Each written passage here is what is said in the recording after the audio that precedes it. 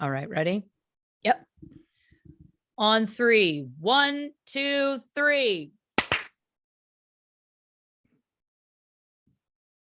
What's up, everybody? Welcome to this episode of True Crime and Cocktails. We're so glad that you're here. As always, I am your host, Lauren Ash. And as always, I am joined by my co-hostess with the mostess, Christy Oxborrow. How you doing? I'm great. I mean, I have no complaints. We just did a brunch over on Patreon a couple of days ago. And so I think I'm still riding that high. Hit 'em high, hit 'em high, hit 'em high. I don't know where that came from. I loved it a lot. I also don't I did order pizza in the middle of it. I mean, I did text my husband in the middle of that brunch, and I have learned during the brunch, I always want to, order in or something after it. So I just need to accept it. Now that I know it happens every time, I just need to accept and just know that that's what's going to happen. But like about an hour in, I just texted him and went, so what if I buy pizza?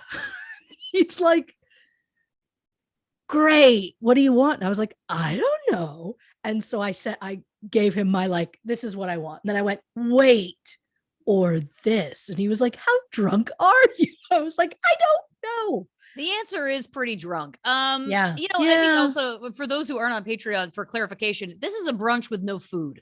So even if it was, I'd still order pizza after, I'm sure. Oh, absolutely. Yeah, but it's a live Q&A. We bring in people into the video with us to chat. It's so much fun. We drink. But yeah, a brunch with no food is dangerous. So usually I have a Thai food order or a McDonald's order or something that goes in as soon as we're done. I think after this one, I fell asleep. That's also a common occurrence for me is you brunch hard and then you sleep hard, You like a little booze nap. I think some people call it a disco nap, and I would hang my hat on that. I would hang my hat on it. Cause for me, it's like, let me sleep for like 40 minutes and I'm good for another 8 hours.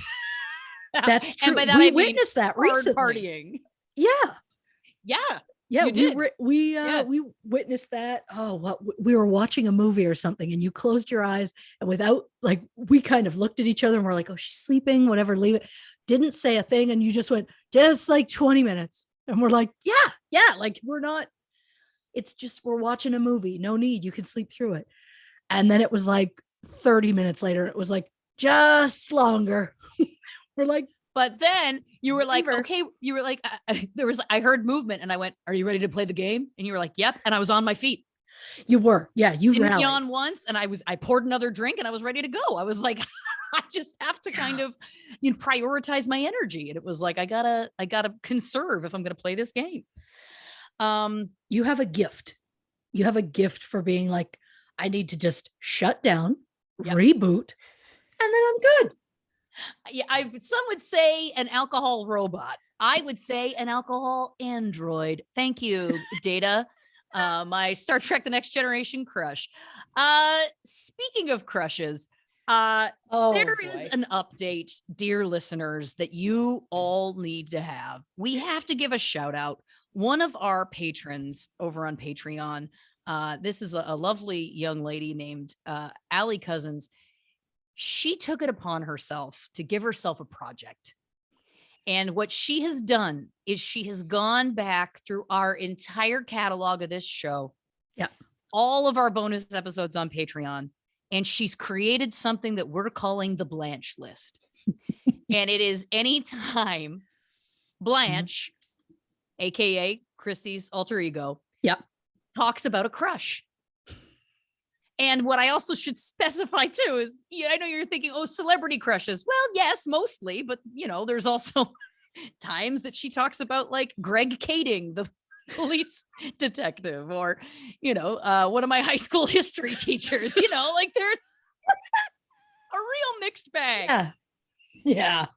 But, at the brunch, so sorry, I just hit my microphone. I'm gesticulating wildly. I'm so excited. At the brunch, Allie came on. She joined us. It was such a treat. And so I said to her, "What's the number at?" And the number is at 211. Yeah. Which doesn't feel possible. No, it doesn't. But then when you start to like break down the math, it's like, okay, we're this is episode what, 62, 63. We also have done 40 some episodes, bonus episodes over on Patreon. So we're over 100 episodes. So it kind of just works out to, 2 new crushes an episode, which I guess is possible. Yeah. I mean, she did point out one of the Patreon episodes, there was 15 in that single episode. Which feels wild, for lack of better words. I think the great point that Christy made over the weekend, though, that I have to reiterate is that I want everyone to remember that when the concept came up that Christy is a Blanche, she said, "Oh no, I'm not a Blanche." And I was like, "I love you more than anything, but you're a Blanche." At the time, she was like, "Lauren, I think you're a Blanche." Cut to this weekend at the brunch. I say to Allie, "Did you do a tally of the crushes I've mentioned?" She said, "Yes." I said, "What's my number?" She goes, 20. It's less than 10%. Yeah. It's just tickling me so hard. It's so funny to me. I love it so much. So much. Yeah. We are who we are. And that's the thing. This is just who I've always been. It is. Always. It is. Yeah. I mean, I recall growing up constantly being told or being described as boy crazy. Yeah. Yeah. And I was just like, shut up. Every girl loves JTT. That's Jonathan Taylor Thomas for the non-90s kids out there. Thank you very much. And I just, oh shit, if I've never mentioned him before, that's 212. That's the thing. Now I'm gonna think about it every time and be like, have I mentioned that person before? Oh boy. Yeah, the point is I'm gonna need to glance at the list. Yeah. But 211. I think I would have been shocked if she said 100. I don't think I saw over 200 coming. Yeah, I feel like I'm like, do I know 211 people? Like, I guess I do, but well, my comment to her when she said 211 was, are there 211 men? Because I was like, that's not possible. It is. It is, yeah. It is possible. Yeah. Well, and this isn't just mentions. Like, it's not like she's counting every time you say goodnight to Dave Grohl. Like, this is individuals. Dave Grohl would be one on that list. He's one of 211. Wow. I love it so much. I love it so much. It's wild. It is wild. The numbers. Yeah. Wow. Yeah, there was like a real 7 stages of grief situation happening for you. Like, it was like denial, bargaining. And you are coming to acceptance. Oh, I accepted that I'm Mrs. Roper years ago. Like, in the grand scheme of Three's Company, who wouldn't love to be Chrissy, just for the sake of having the name Christmas Snow? But I know in my heart that I'm Mrs. Roper. I know that. So do you think you're Mrs. Roper, though? Because there's part of me, and again, I say this with love, but I think it might be Jack Tripper. Oh, that's an honor. I thought you were going to say his friend. What was his friend's name? Larry? Was it Larry? Was it Larry? Yeah. I was concerned you were going to say Larry. Jack Tripper, I'll take. Because I feel like he was, always had an eye out for the ladies. He did. Well, he lived with 2 women all the time. Yeah. All the time. I mean, I guess the one thing you do share with Mrs. Roper is that you also both, I think she kind of had red hair, and you both also like a comfortable night attire. You're right. She was always in a muumuu. She was. She was, and she was constantly hitting on her own husband. That's true. Maybe you And are then- a Mrs. Roper. And then pretty much everybody else. And then who am I? Janet? Come on. The sensible one. I know, but But Janet's when no it comes fun. but when it comes to partying, you are a Chrissy Snow. Because That's true. she's like a, yeah, let's do it. Yeah, I think maybe I'm just like a smarter Chrissy Snow. No shade, Yeah. but she wasn't super smart. I'll Take that. Who was the other girl? Oh, the smart one? Because there was a smart, because there was blonde. When Chrissy left, there was another blonde, wasn't there? What was her name? Yes, absolutely. Because Janet didn't leave, did she? No, Janet did not leave. Janet and Jack were always there.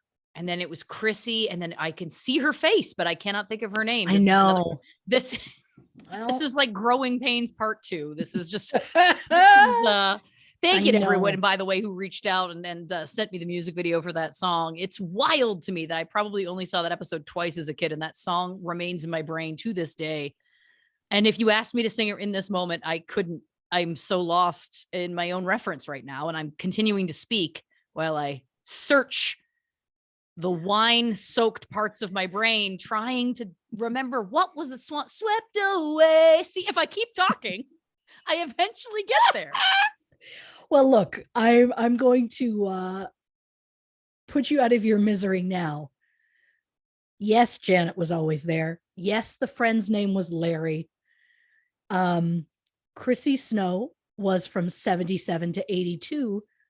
Terry Alden was 81 to 84. But was she the smart one? Because there was another one that was a little bit ditzy, and then there was a smart blonde, I believe. I think Terry was the smart blonde.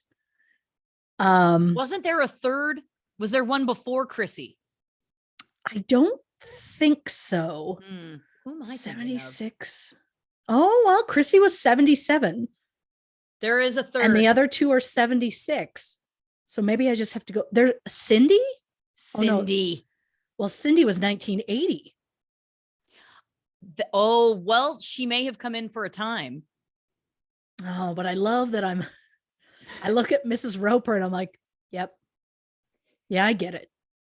Her and I, we see eye to eye. We get it.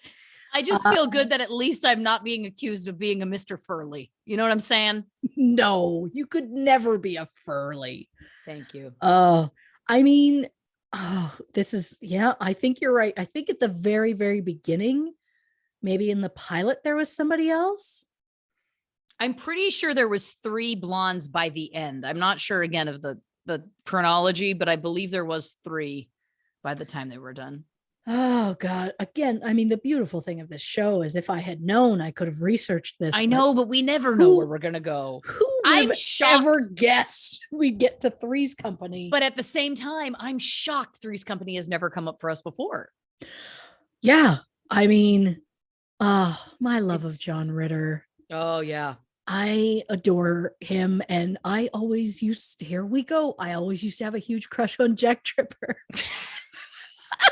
213. If you think I don't hear it like in my head, like a deli counter with those tickets that you pull out. Oh, and Jack Tripper just ripped one off and went 213. Is 214 his son, Jason? Oh, yes. Shout out to Jason Ritter, the Yes. sweetest human alive. I was on another period with him. He is just the greatest. It's so funny. Adorable. So cute. That is hilarious. Okay, so great. We're up to 214. This is awesome. You're welcome, Allie. Yep. Thank you. And you're welcome. And also, I'm sorry, we're not going to keep counting along because I will have forgotten by then, but and you need to feel untethered. You know what I mean? You need to just be you. And when that means you come up with some statement like maybe you're sexually attracted to Sam the Patriotic Eagle Muppet, I want you to feel free to say it. You know, this is the safe space.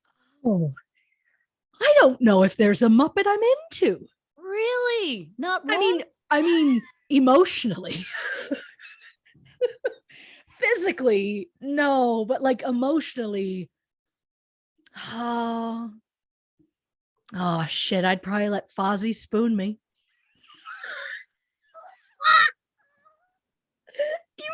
Emotionally. Of course. Emotionally. I love that. I'm like, oh, I couldn't date Fozzie. I've dated too many comedians. I mean, oh, I mean, who's left? Kermit. I would date Kermit.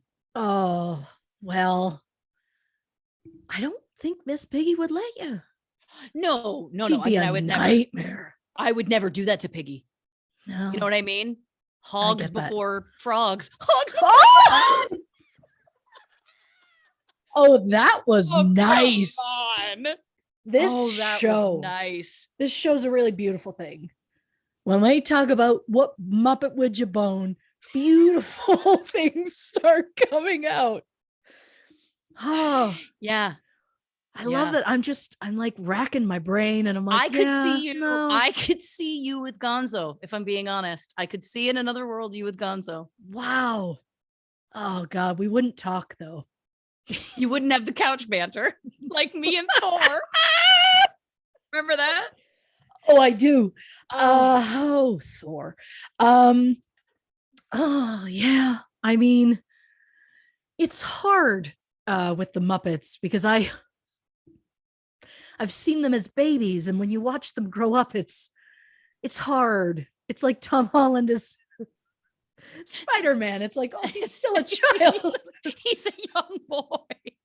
Yeah, I get it. Yeah. I get it. Yeah. I get it. I'm not being creepy though. We're talking wholesomely, like, of course. Wholesome emotional love. Exactly. Yes. Holding hands, picnics, the whole deal. Yeah, well, exactly. I will also just say there is a new Muppet Babies cartoon, and I found out that there is a baby Sam the Patriotic Eagle. Mm-hmm. It's everything I didn't know that I needed in life, but now I'm obsessed with. He is the cutest thing I've ever seen. And I love the episode because, of course, I immediately had to find it and watch it. Of course. Because the whole thing is that he just wants some alone time. And the other Muppet Babies feel like it's like they don't like him. And he's like, no, I just sometimes would like to be alone and read. And I was like, that was me as a child. So I just also felt like, wait a minute, am I in love with Sam the Patriotic Eagle? Is this classic projection? Where's the psychologist hat? Well, look, I was just thinking like, okay, if we're considering all Jim Henson World Muppets, not just who we consider as the Muppets, I think Cookie and I could be very happy. You and Cookie Monster. I think so. Cookie and cookies. Because I get it. Yeah. I get that level, except mine would be like fries or potentially nuggets. Yeah.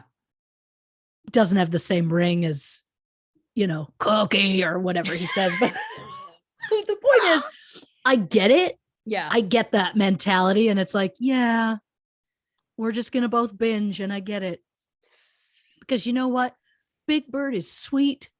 Yeah. But I think just too naive. Sure. And it would drive me crazy. Yeah. Plus there's the snoring. Yeah. Which is adorable on paper until you're next to it trying to sleep. Good luck. Oscar. I need a little, it can't always be rain. I put a little sugar on it, Oscar. I need a little sunshine. Yep. I love that Cookie Monster is. Yeah. Grover feels too sweet and naive.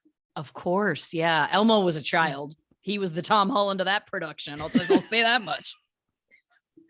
Poor Tom Holland. He will be like 40 years old. Oh my God. I'll probably be long dead by the time he's 40. But he'll be like, he'll turn a certain age and I'll be like, there's no way. He's still 24. Yeah. Is he even 24 yet? He has to be, right?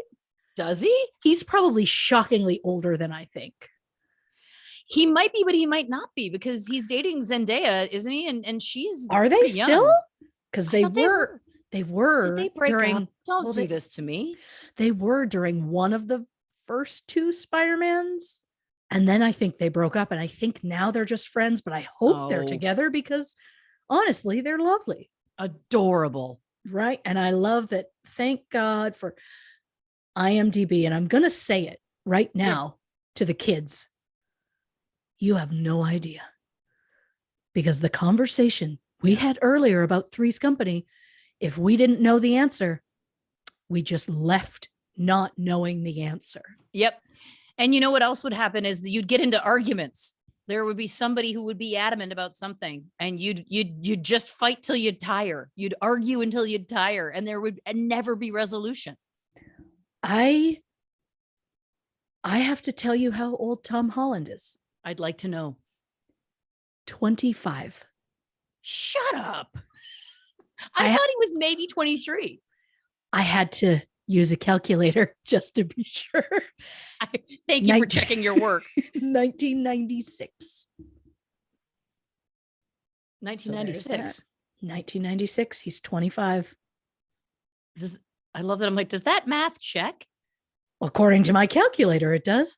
Not because in my brain he was 23, and I was like, that doesn't work out. I've still convinced myself he's 23. What now? So here's the thing. Oh no. Tom Holland, born June 1st, 1996. Sure. Zendaya, September 1st, 1996. You're meant to be together, just be together. I would never normally recommend anybody pair up before the age of 30, but if you're Tom Holland and Zendaya, I'll give you a pass. Yes. I have just Googled Tom Holland. 15 hours ago, Cosmo has a relationship timeline. Accept all the cookies. I need to see it. This is where she's at. Oh, they're adorable on the red carpet. Oh, this is a lot of reading. Just tell me yes or no. What I like is that this opening to the show is really giving people a taste of what it's like to just, this is really what it's like to hang out with us. It is this true stream of consciousness. Well, what is that? I don't know. I'll look it up. Like, this is it. You're getting it. You're getting a real taste. Is it do we need to do an update next week about the relationship status? I'm gonna have to to put a pin in it, because I'm gonna put it on the list. Update Zendaya and the little Spider-Man. And what I love is how many listeners are like, oh fuck, we're gonna talk about it again. And to that I say, yep.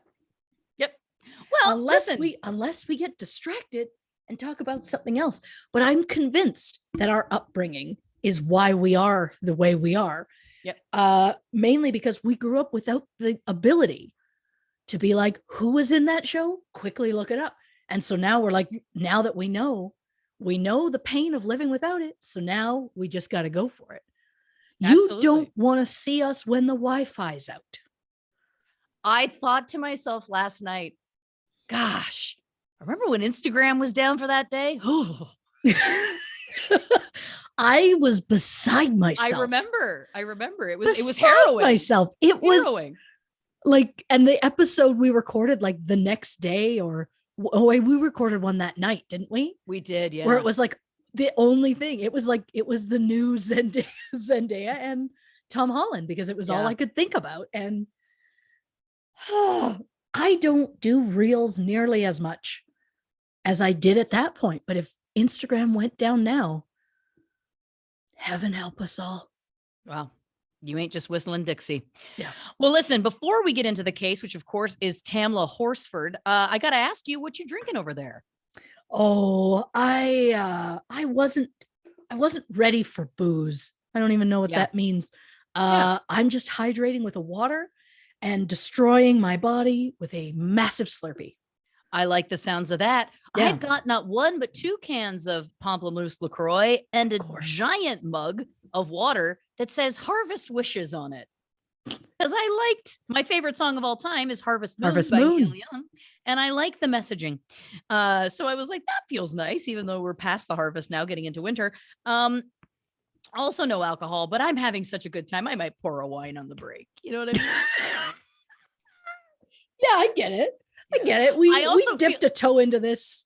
Oh yeah. Non-alcoholically. So why not? I also feel like we may be gearing up to another dry January, because I did do a dry January last year. And I got to tell you, the holiday last year, it was because with the pandemic, it was like, I mean, we were all drinking more than ever. I feel like this year, I feel like because it's the holiday season and you can actually go out and do some stuff and you can see some people and stuff. Now it's boozing even heavier because it's just like, this is awesome. And I'm like, oof, you're going to need a break come Jan 1. So stay tuned for that. We'll see what happens. But anyway, the episode, of course, is Tamla Horsford. Now, this is our November Patreon's poll pick. Again, over there, we have a poll every month where you can vote if you are a patron for one of the episodes we cover on the show, and that is this episode. So if you're not familiar, I'm going to give you a little breakdown right now. The body of stay-at-home mom Tamla Horsford was found outside on the morning after an overnight party in November 2018. The other party guests claim that Tamla was last seen in the kitchen, saying that she was heading outside for a cigarette before heading to bed. Police concluded that when Tamla went outside, she must have fallen off the deck. Her death was ruled an accident, and the case was closed. So, if it was just an accident, then why did a second independent medical examiner note numerous abrasions that the first autopsy missed? And why did the other party guests have conflicting stories about what happened that night? And why did one of the party guests illegally access the police file on the case during the investigation? Wowzers.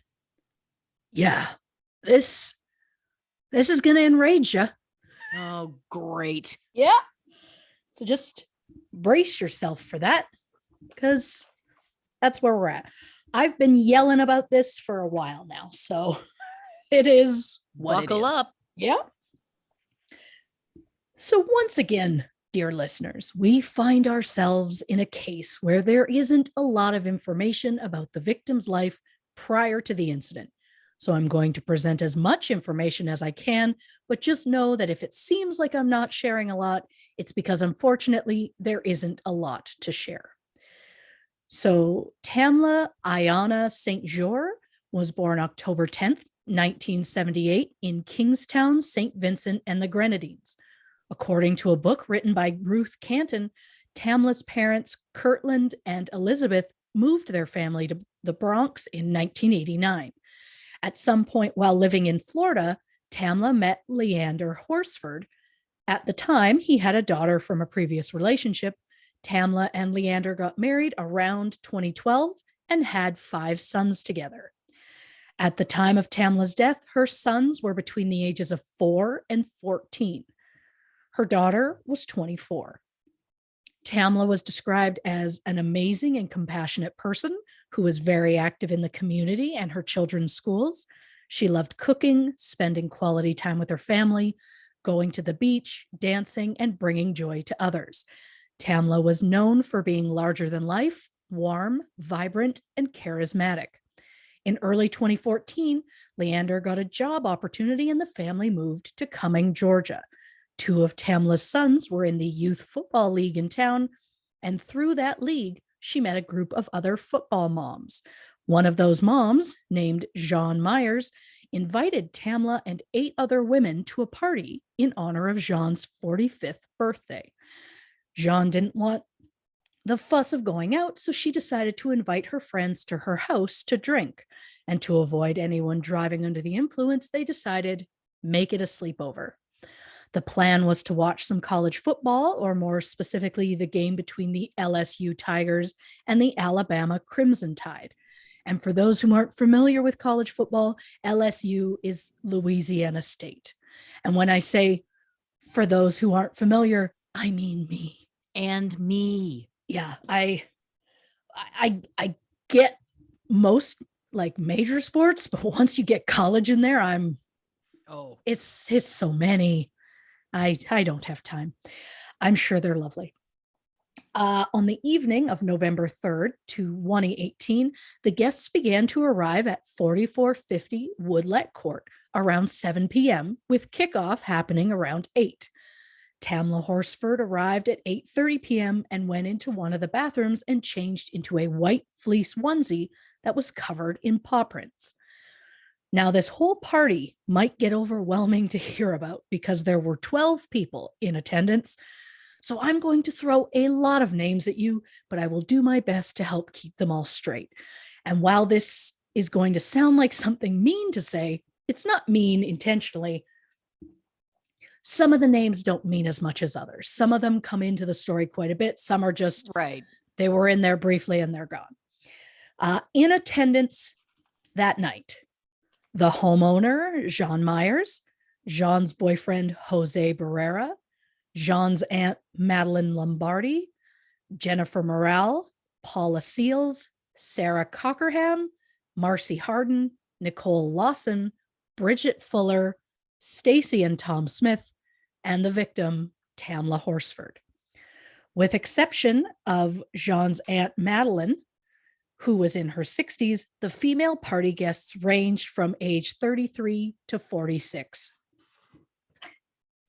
I just assumed that this was going to be only women. So it's interesting to me that some of the husbands were there. Well, yeah, we get into that very briefly, I think. If not, we'll circle back.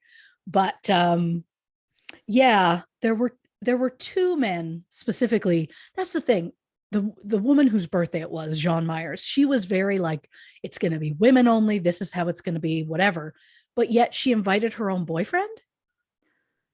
So it's like, but then that's why? Interesting. But then the one husband then showed up, and it's a thing, but we'll get there. Yep. So the women watched the game in the living room on the main floor of the house. The party was meant to be women only, but Jean's boyfriend, Jose Barrera, and Stacy's husband, Tom Smith, watched the game in the basement. Husband, side note.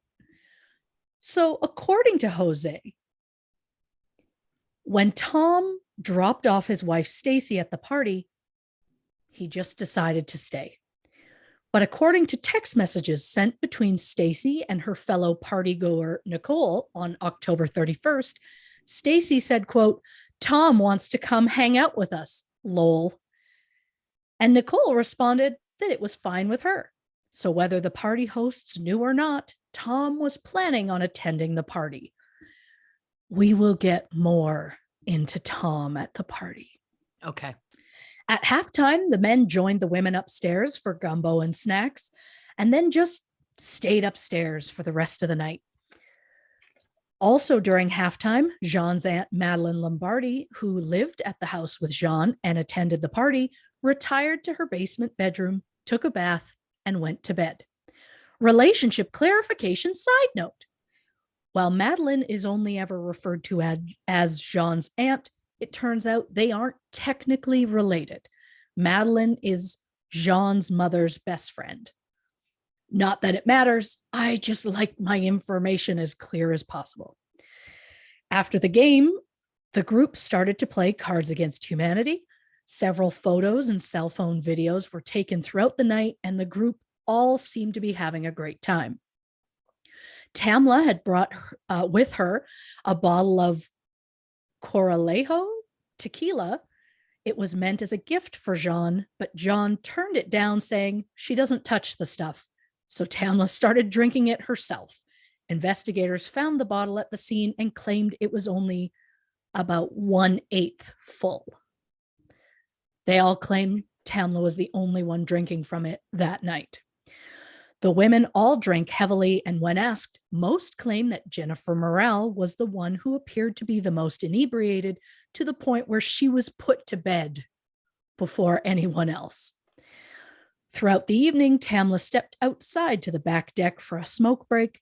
At one point, Tamla started smoking pot, but Jean asked her to stop, as Jose was a pretrial officer, and Jean didn't want him to get into any trouble. According to Jean's statement, when asking Tamla to stop, Jean referred to her as, quote, female Bob Marley. Oh, wow. Okay, Jean. Wow. Yeah. Tamla FaceTimed with her daughter and had her say hello to everyone at the party. They all agree that this happened, which is weird because according to Tamla's call log, this call happened at 12:32 a.m. And two of the guests, Sarah and Nicole, both claimed they left at 11:30 p.m. But if they left at 11:30, how were they part of a call an hour later? I know everyone was drinking and timelines can get easily confused, but both women claimed they left early due to childcare needs. So if they were going home to relieve a babysitter, wouldn't it be easy to verify with the sitter as to what time the mothers got home? It just seems that these women weren't seen as suspects, as it's believed that Tamla was still alive when these women left the premises. Also, a lot of reports claim that Sarah and Nicole left at 10:30 p.m., which is even less likely if they supposedly said hello to Tamla's daughter at 12:32. Most of the women were planning to spend the night. Jean and Jose headed to bed around 1:30 a.m. At the time, they both say that Tamla was in the kitchen alone. At 1:47 a.m., Bridget Fuller's husband, Michael Pallarino, arrived to pick her up. Bridget told the police that Tamla was eating a bowl of gumbo and said she planned to smoke a cigarette before heading to bed. I'm going to say it now, and I'm sure I'm going to say it again later. We are going to get a lot of conflicting stories throughout this, and we're all going to get frustrated about it, but we're all going to get frustrated about it together. So if that makes it any better, we're in it now. We're going through the madness together. Let's do it. The next morning, around 8:45 a.m., Madeline was on her way upstairs to make some coffee when she looked outside to check the weather and noticed a body lying face down in the grass. She later told police, quote, "I was just staring out the window and I saw those Dalmatian pajamas. So I didn't start the coffee. I got on my knees, said a prayer, and then ran upstairs." Madeline went to Jean's bedroom, knocked on the door, and said that Jose was needed immediately, as there was something wrong with Jean's, quote, friend from the islands. Couldn't just say Jean's friend, huh, Madeline? Okay. This is already all painting of my alarm bells are going off. Yeah. So Jose and Jean went outside to find Tamla lying motionless in the backyard. Jean called 911 at 8:59 a.m.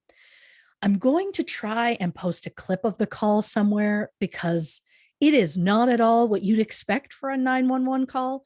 And I know that everyone reacts to things in different ways, but there was something so off about the whole thing.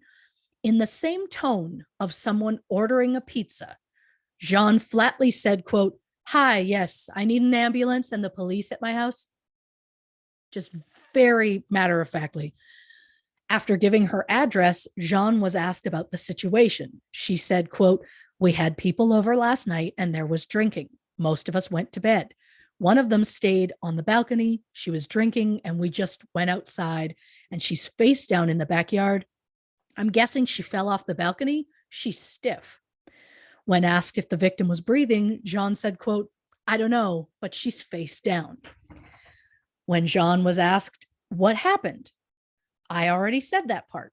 Then out of nowhere, she's doing her, but just getting by. I thought you meant that Jean said, "I've already said that part." That was like, she was spicy. No, okay, no. Christy's the spicy one here tonight. She's doing her best, just getting by. Getting by. So while Jean is on the phone with 911, being very calm, very just, "I need an ambulance." Like it's wild. And again, I know everybody reacts differently, but it's just wild. Out of nowhere, Jose takes the phone and he admits he hadn't checked for a pulse, but he checked the body and she appeared to be stiff.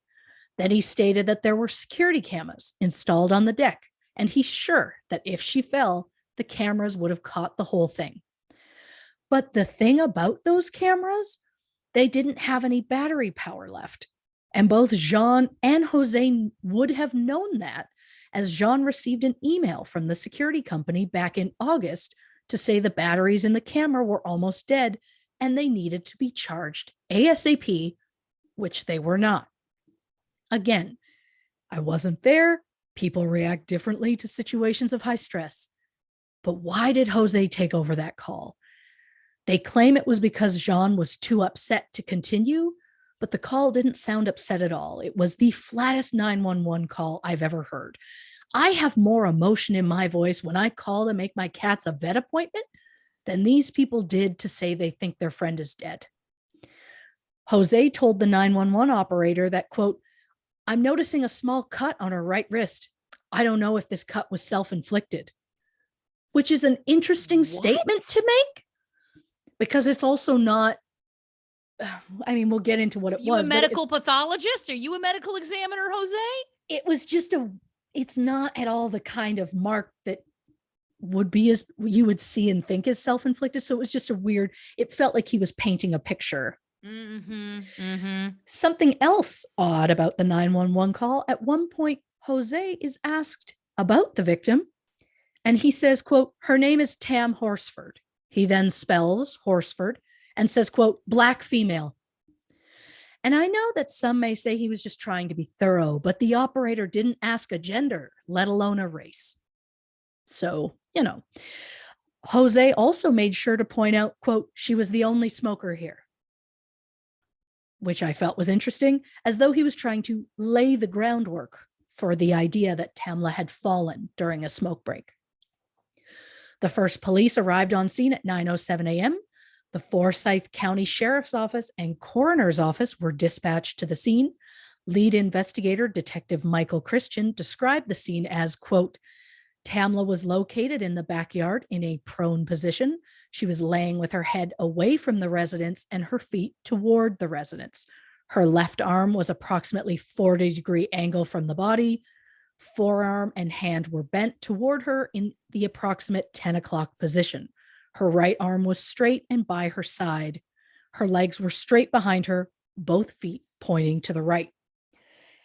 Inconsistency side note. Yes. All the police reports claim that Tamla was found in this position with her legs straight and one arm bent. But according to Madeline, Jean, and Jose, who all saw the body before the authorities arrived, they all say Tamla's arms were both straight along her body. Jean said, quote, I don't know who failed in documenting what, whether the coroner, the officers on the scene. I don't know if somebody moved her. I don't know, but that's what I saw. While on the phone with 911, the operator asked if Jose had checked her pulse. Jose said, quote, no, but I did bend her leg back and she appears to be stiff. He never mentioned touching either of her arms. So then I want to know, did Jose move the body when checking for vitals? Or are they lying about how the body was found? And for real, why did it take them until after calling 911 before checking for vitals? If I saw a friend of mine lying in my backyard, I'm going to immediately run up to them and check and see if they're breathing. Yes. We did not do that, apparently. But the issue of whether or not Jose moved Tamla's arm would come up time and time again. According to a report written by Police Lieutenant Andy Callan, he claims during a phone call with Jose on November 7th, Jose stated he was advised to check Tamla's left arm for a pulse. The report states, quote, so Barrera did in fact move Tamla's left arm. And yes, the 911 operator did ask Jose to check Tamla for a pulse, but she never specified which arm to check, because that also feels like a very specific. Do they normally say you should check that hand as opposed to just check for a pulse? I just found it weird. You find someone lying face down on the ground and you didn't check for a pulse. Like, there is no way you checked for one. Like, Jose said that Kalen's report was bullshit. He insisted not only did he not tell any detective he moved Tamla's arm, he did not move the arm because, quote, there is no way I checked for a pulse. And I want to know, how is there no way there's somebody lying there and no part of you was like, I just won't check. And the 911 operator was like, can you go check for a pulse? And he claims that he did after he was asked, but now he's claiming he never checked. There's no way he would check. This is really interesting because if I'm putting myself in those shoes, she moved there in 2014, I believe you said, and this is 2018. So feasibly, they've known each other for some time. Now, I don't know when Jose came into the picture, but she's known Jean for some time at this point, at least a couple of years. This isn't a stranger. If I looked outside of my house and there was a complete stranger on my yard, Yeah. I might feel scared to approach because, right? Yeah, This isn't sure. a stranger. This is someone that Nope. you just partied with the night before that you've known for years. That's really odd behavior. That's a Yes. massive red flag to me. But anyway, Oh, yeah. preaching to the choir. It, Preaching to the choir. I know. It doesn't stop. So Tamla was pronounced dead at 10:47 a.m. It took a while for this to happen because according to a Georgia law that was put into place in October 2016, a medical professional must be present to declare a person deceased. Tamla was just 40 years old. In Detective Christian's incident report, he suggested that Tamla tripped over the landscape edging that was between the rocks and the mulch under the deck. Tamla had a mark on both of her shins that appeared to match the metal landscape edging, which stuck up out of the ground about an inch. However, according to the medical examiner, Dr. Andrew Koopmeiners, it was not possible for Tamla's injuries to be caused from a simple fall from ground level. Dr. Koopmeiners did an autopsy on November 6th. According to the autopsy report, Tamla's right wrist was dislocated. There was a large cut on her wrist as if the bone had pushed through the skin from the inside. Oh my God. Yep. Severe injuries to Tamla's head, neck, and torso were also noted, including bleeding in the space between the brain and the skull, bleeding between the brain and the membrane that surrounds it, broken neck, and a laceration of the right ventricle of the heart.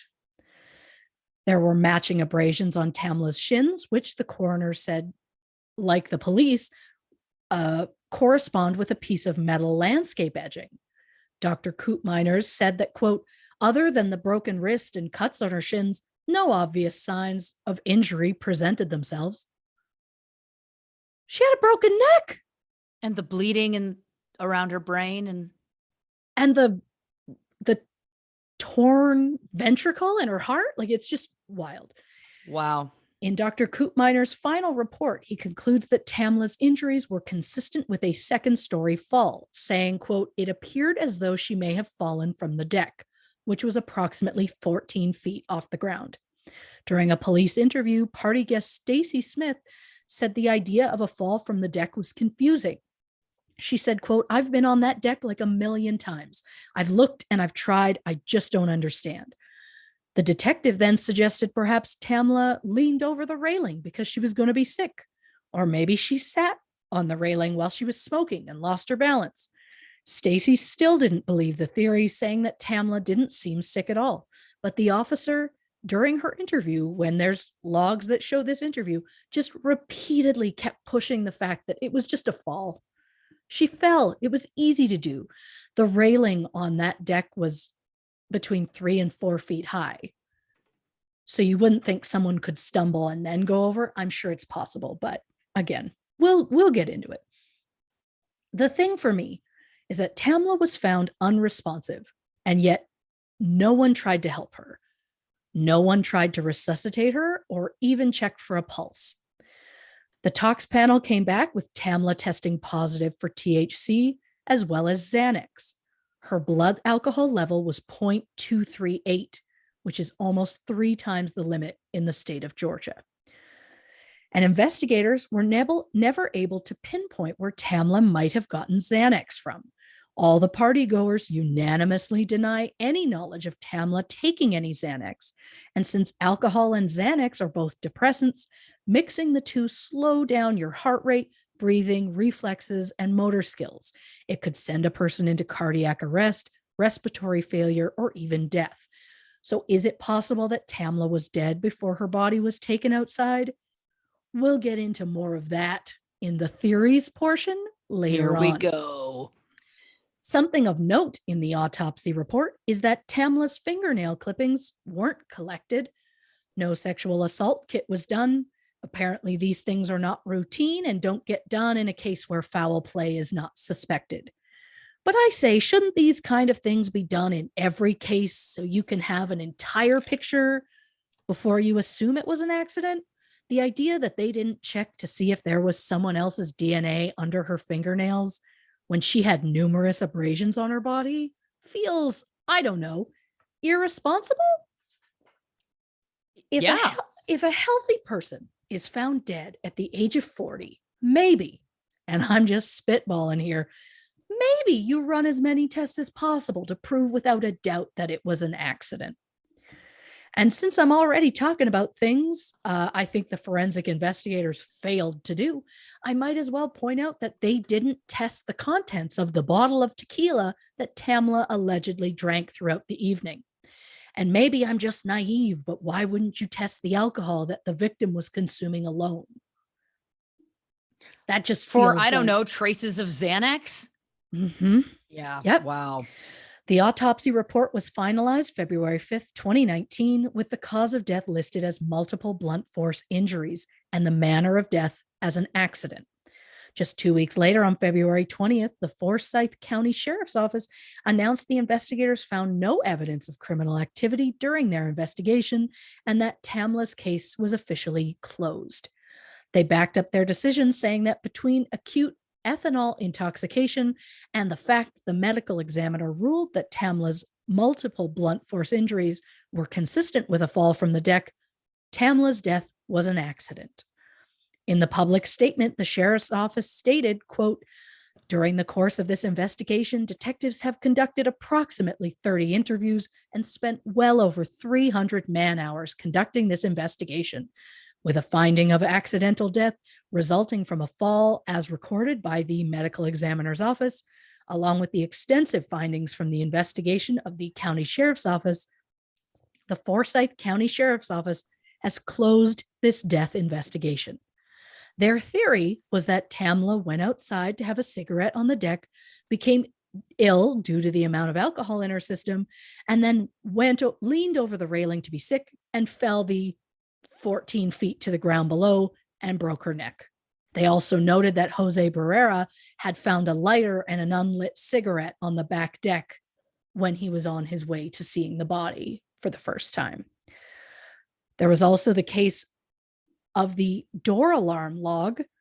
Jean had multiple security systems set up in her home, and one in particular would send a text notification to her phone to tell her whenever the door in the home opened or closed. I've seen a screenshot of the last few times the doors were open, which included the door opening at 4:10 a.m. when Marcy Harden left for work, although technically it was 5:10 a.m. because daylight savings happened that night at 2 a.m. and the time had not been changed in the system yet. The fact that daylight savings time has to come into a case is like, well, then I wouldn't be able to solve it because that's my Achilles heel is Time zones, man. Time zones. Yep. Prior to Marcy leaving, there were notifications to show that the front door opened and closed at 1:47 a.m. when Bridget Fuller was picked up by her husband. But when Bridget left and Marcy left, the back door opened at 1:49 a.m. and closed at 1:50. The back door opened again at 1:57 a.m. and never closed. Investigators believe that Tamla, allegedly being the only one still awake, went outside for a cigarette at 1:57 and fell off the deck before she was able to actually have the cigarette. So let's say that after Bridget left, Tamla went out to the deck to have a cigarette. She opens the back door at 1:49, pulls it closed at 1:50, smoked outside for 7 minutes, then opened the door again at 1:57. But the door alarm log shows that the door was never closed. So what happened there? Or did she open it at 1:49, close it immediately, changing her mind, and then open it again 7 minutes later? And while that part of the alarm log bothers me, I'm also bothered by the fact that Jean insists that Tamla and Bridget were the only ones awake when she and Jose went to bed at 1:30.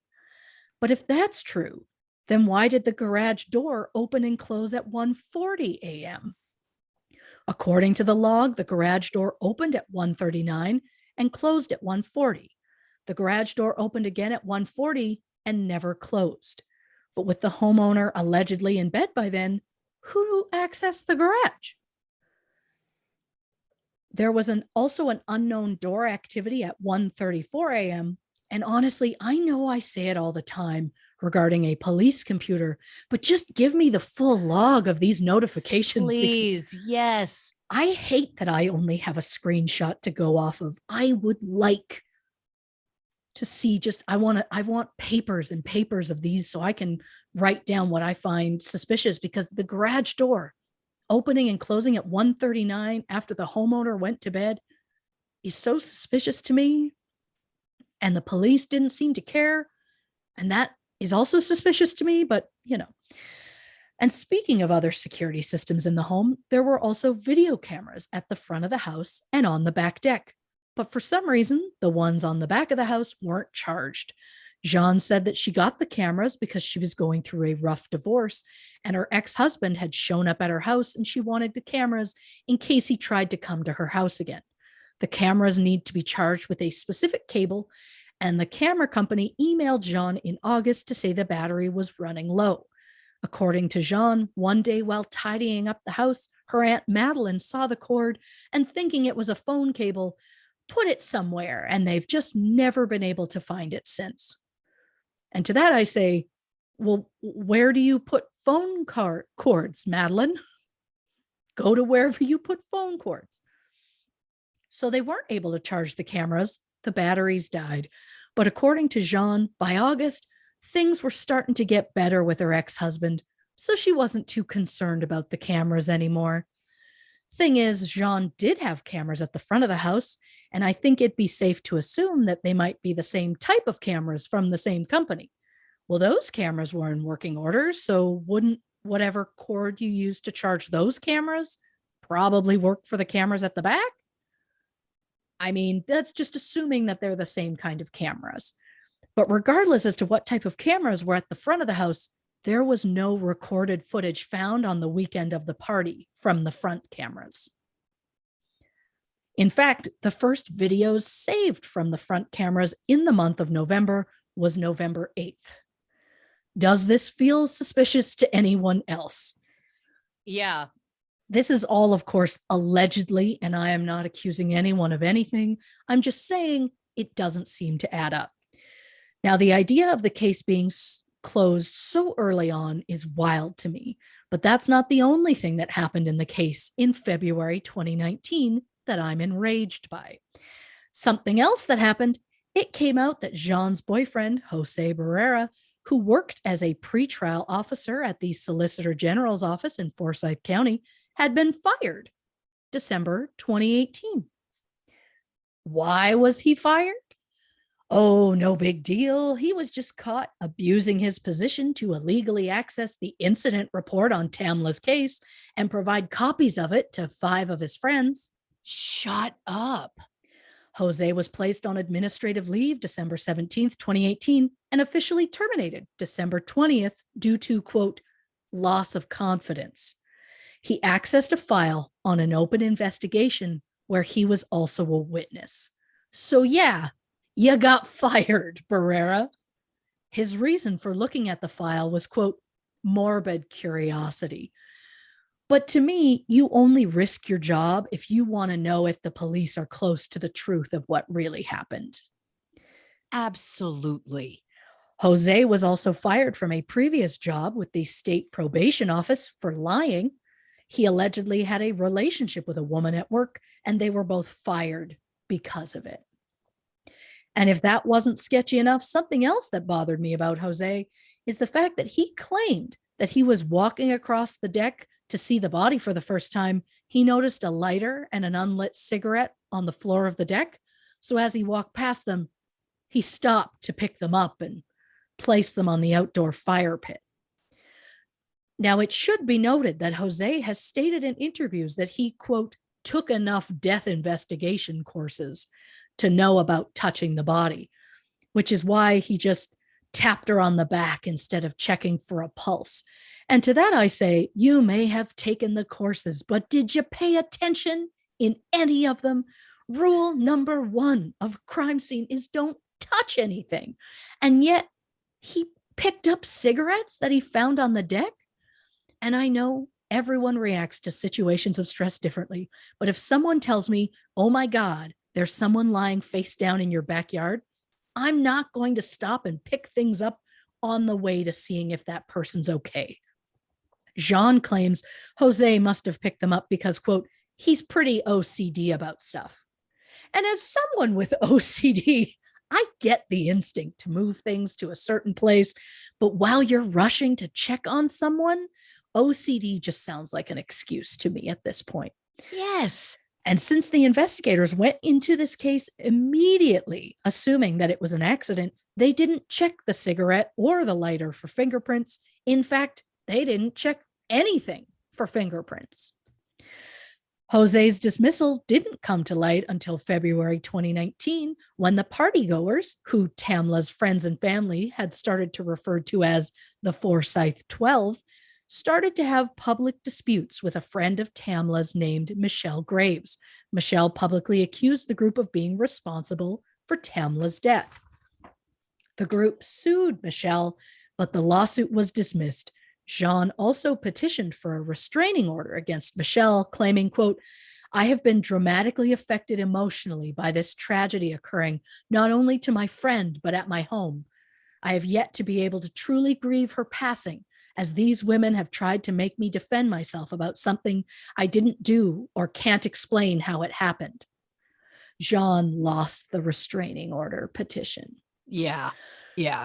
So the case was officially closed February 2019, but Tamla's family refused to believe that her death was merely an accident. But the Georgia Bureau of Investigation, or GBI, didn't see a reason to reopen the case. So Tamla's father, Kirtland, hired an independent medical examiner in another state to do a second examination. The autopsy noted various cuts and bruises that had not been noted in the previous report. And then the Black Lives Matter movement started to pick up steam on social media, and a change.org petition was created to reopen Tamla's case. As the Black Lives Matter movement grew, the petition caught the eye of celebrities like 50 Cent, Gabrielle Union, T.I., and Kim Kardashian, who all helped spread the word about the case. The petition gained more than 700,000 signatures. Ralph Fernandez, a lawyer for Tamla's family, then released a letter which stated he felt the evidence showed, quote, homicide is a strong possibility, saying the abrasions on Tamla's arms and hands could be potential defensive wounds. Fernandez also pointed out that many of the witness statements had conflicting stories, and that despite asking for the autopsy photos, the investigators failed to provide any. After Fernandez's letter was made public, the GBI released a public statement to say that, yes, there were in fact autopsy photos taken, and they stood by their findings. Fernandez responded by releasing a second letter in June 2020 that included records of the numerous times he requested autopsy photos from the GBI and was denied. The GBI claimed they couldn't give photos because they didn't have a release signed by Tamla's family, something that was never mentioned to Fernandez until he'd gone public. Clearly, giving into public pressure, Forsyth County Sheriff Rob Freeman then released a letter of his own on June 12, 2020, asking for the GBI to, quote, assume and open an investigation into the tragic death of Tamla Horsford. You got to love those moments where it's like, oh, well, we can't do that because we don't have that form. Oh, It's like, well, you didn't tell us we needed the form. Like, yep. gaslighting to the nth degree. I mean, wow. I have written so many notes. I have so many theories already. I can't wait. Just so invested in this. This is a wild one. But let's take a very quick break because I think I am going to go get that El Wino. Get yourself a drink, hit the can. We're going to be right back and talk more about the case of Tamla Horsford on this episode of True Crime and Cocktails. All right, on three. Yep. 1, 2, 3. Welcome back to this episode of True Crime and Cocktails. We are, of course, talking the case of Tamla Horsford. Before the break, Christy was informing us that, thank goodness, the case was reopened June 12th, 2020, or that was when the letter was sent. But I have a feeling that small sliver of a bright light is about to be extinguished. Oh, give me some credit. I'm going to take a little while before I bring you back down again? Excuse me. Of course. So yes, so the sheriff's office was like, hey, yeah, we totally need you to reopen that. And the GBI actually listened, and Tamla's case was officially reopened, which means the GBI had to re-interview all the witnesses. And for some reason, all those interviews have been put on YouTube. So I'll be honest, I spent hours listening to these interviews, and it didn't make me think that these people were any less involved. Again, none have been charged with anything, and I'm just alleging here. But their stories started to change, and I know that time can do funny things to your memories, but to be so inconsistent with your side of the events feels suspicious to me. Again, I trust no one. You can't. No, you can't. When police spoke with Jean's aunt, Madeline Lombardi, who you may recall was the one who found Tamla's body, Madeline originally said that when she first saw Tamla, she thought she was just sleeping. But the more Madeline looked at the odd positioning of the body, the more she knew there was a problem. So Madeline went back downstairs to her bedroom to say a prayer, then back upstairs. She noted that Tamla had not moved, so she went up to knock on Jean's door. Madeline said, quote, I knocked on the door and Jean said, come in. And Barrera was sitting up in bed. I looked at Jean and I said, I just want to talk to Jose. I want him to come downstairs with me. And when Jean asked what was wrong, I said, your friend from the islands is laying in the backyard and she's not moving. Jose immediately headed outside and Jean called 911. Although according to the report by Detective Michael Christian, his original police report says Jose called 911, which we know isn't true because we've heard the call. During the new interview, Madeline said that after seeing the body, she went downstairs, splashed some water on her face, then went to tell Jean something was wrong. Then Madeline, Jean, and Jose headed to the backyard where they were joined by Jennifer, which I find fascinating since in Jennifer's original statement, she contacted her husband around 8:30 a.m. to pick her up, and she left before Tamla was even found. Now Madeline is saying Jennifer was there the whole time. So what is it? That's a pretty difficult thing to forget, whether or not you were there when a body was found. Yes. And not to mention, during Madeline's first interview with the police, she said that after she notified Jean and Jose, Jose went outside by himself, checked on Tamla, then called 911. But we know that isn't true because Jean was the first one to speak with 911. But Madeline said Jose went out alone, and now she's saying she was also there, and so was Jean, and so was Jennifer. Now, something I want to mention about Madeline's first interview, when she was interviewed the very first time during the initial investigation, Jean interrupted the interview to offer the investigators gift cards to Dunkin' Donuts. Yeah, Stop. you heard me correctly. During an official police interview, Jean interrupted to literally bribe the officers. The officers openly declined the cards, and Jean claimed she just wanted to offer them because they worked so hard. And to that I say, Jean, they were doing their jobs, and from what I can tell, not very well. Also, what a shitty bribe. Give him a Starbucks card at least. It's amazing. And the fact that there is a current photo of 3 of the women from this thing, one of them being this Jean, wearing masks that all have the Dunkin' Donuts logo on it. I'm like, what is with you and Dunkin' Donuts? Does she work wild. for them? She must. She must. She must in some way. And that's how she got the cards, but also like interrupted an interview to be like, hey, you guys work so hard. Here's some donut gift cards. Like, it's just wild to me that it's like, you don't do that.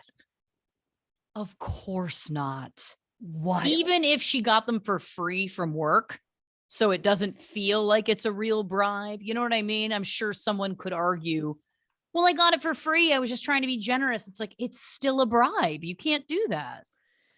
It's true. And it's also different to me if she went there during a different time, but she interrupted an interview to be like, hey, time runs on Duncan, or Duncan, there's some sort of time. There's always time for Duncan. I don't know. Yeah, that actually She's like, hey guys, there's more where these came from. Like, Jesus. It's wild to me.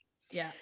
So when Stacy Smith was re-interviewed, she said earlier in the day before Jean's party, she hosted her sister's baby reveal party.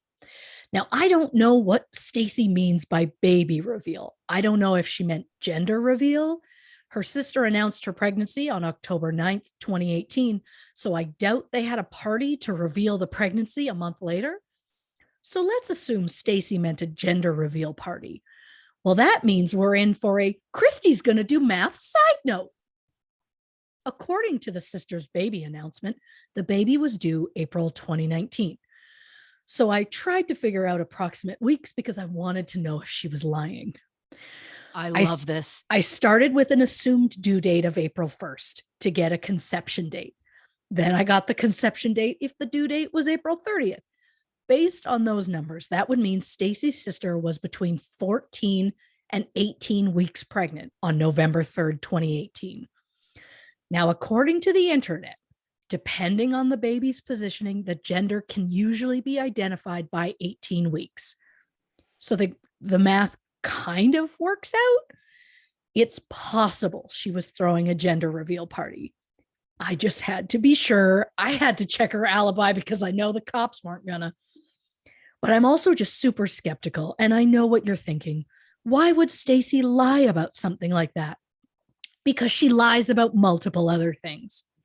Ugh. For example, Stacy originally said her husband Tom wanted to come to hang out.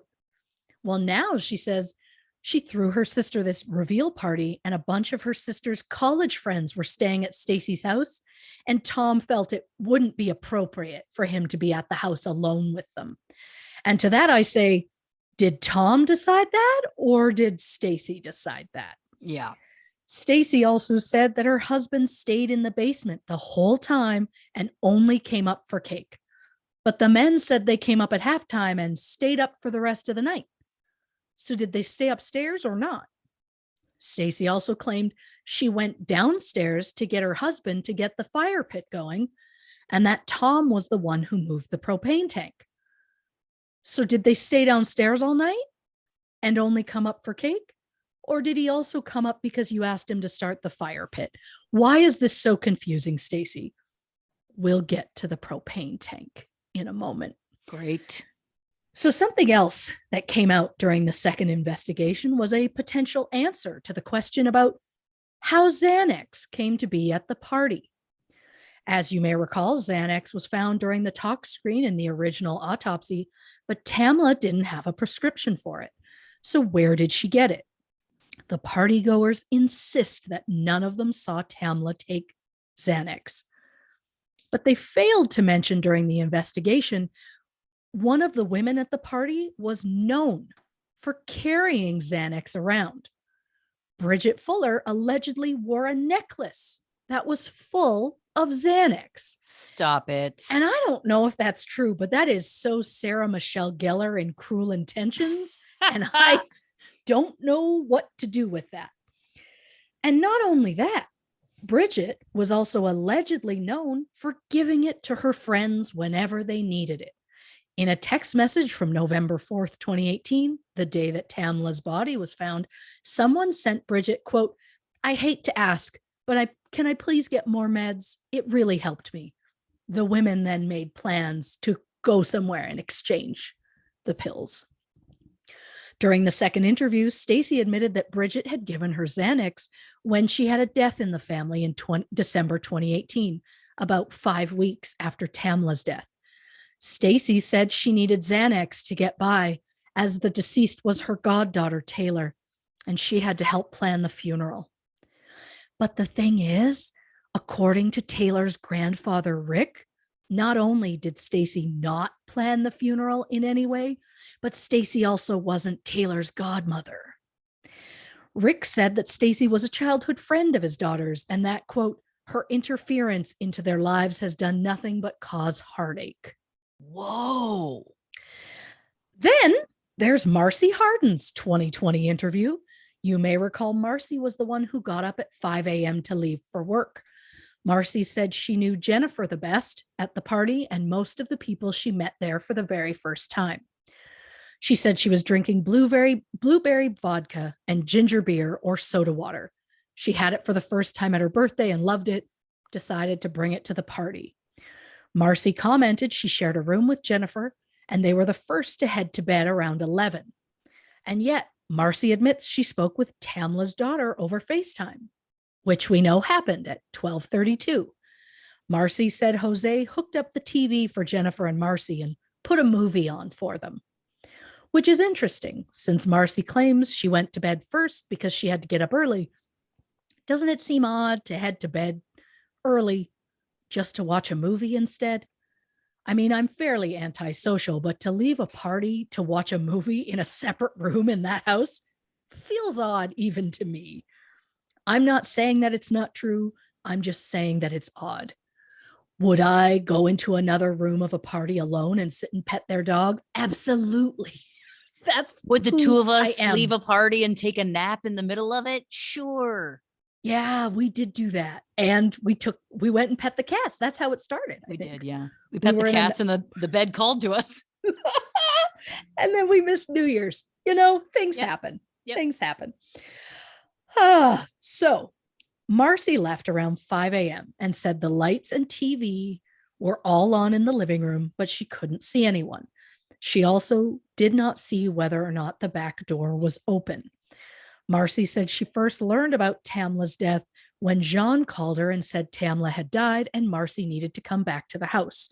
But according to Jean, when investigators asked her to call everyone back to the house, Jean was instructed to not say that just to say something had happened and that they were needed. She was told, do not tell them that this involves a death. So did she go against what the police told her, or is Marcy confused about when she was told that Tamla was dead? When the investigator said, quote, I have to ask some pointed questions, Marcy snapped, why? Her response was unexpected because she had been so calm and whatever was asked of her before that, she was fine, but it was that why. And it's like, well, you're in a police interrogation. That's why. Yeah, because the woman has died. Yeah. Well, the person has died. The answer is because they didn't ask the first time. Those pointed questions were, did you see her fall? Did you push her? Did you do anything to knowingly cause her death? And to that I say, how were those questions not asked the first time around? Yeah. Marcy then said, quote, I understand that she fell, but this has been so traumatic for everyone else. I didn't know this woman, and this is the worst thing that's ever happened in my life. And while I'm sympathetic, I just want to say it was a worse experience for Tamla, Marcy, so take it. And if that's the most traumatic thing that's ever happened to this woman in her life, what a charmed life you live, Marcy. And I'm not saying allegedly. If that's the worst thing, you had to sit through an interrogation and deal with the fallout because someone lost their life, you've lived a very easy life. Yeah. Oh, I agree. I just can't. No, I I know. I'm not accusing her of doing anything. I'm just saying that's a privileged experience. 100%.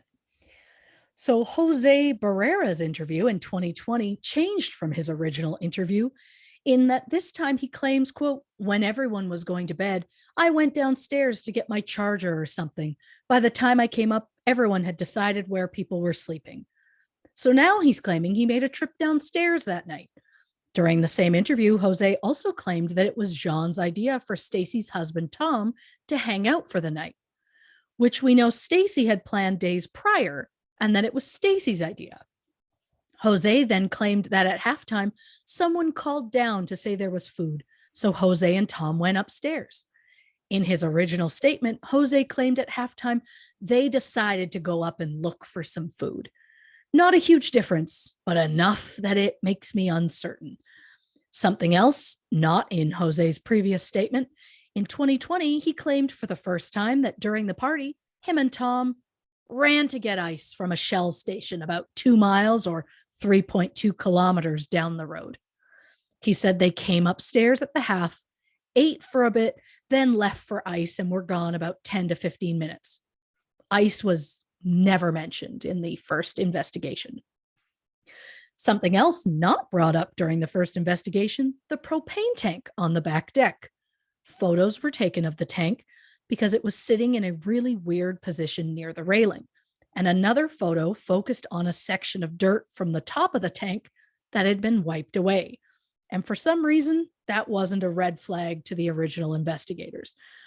During the second investigation, officers finally asked about the propane tank, and suddenly the partygoers claim at one point they all went on the deck to try and light the tabletop fire pit.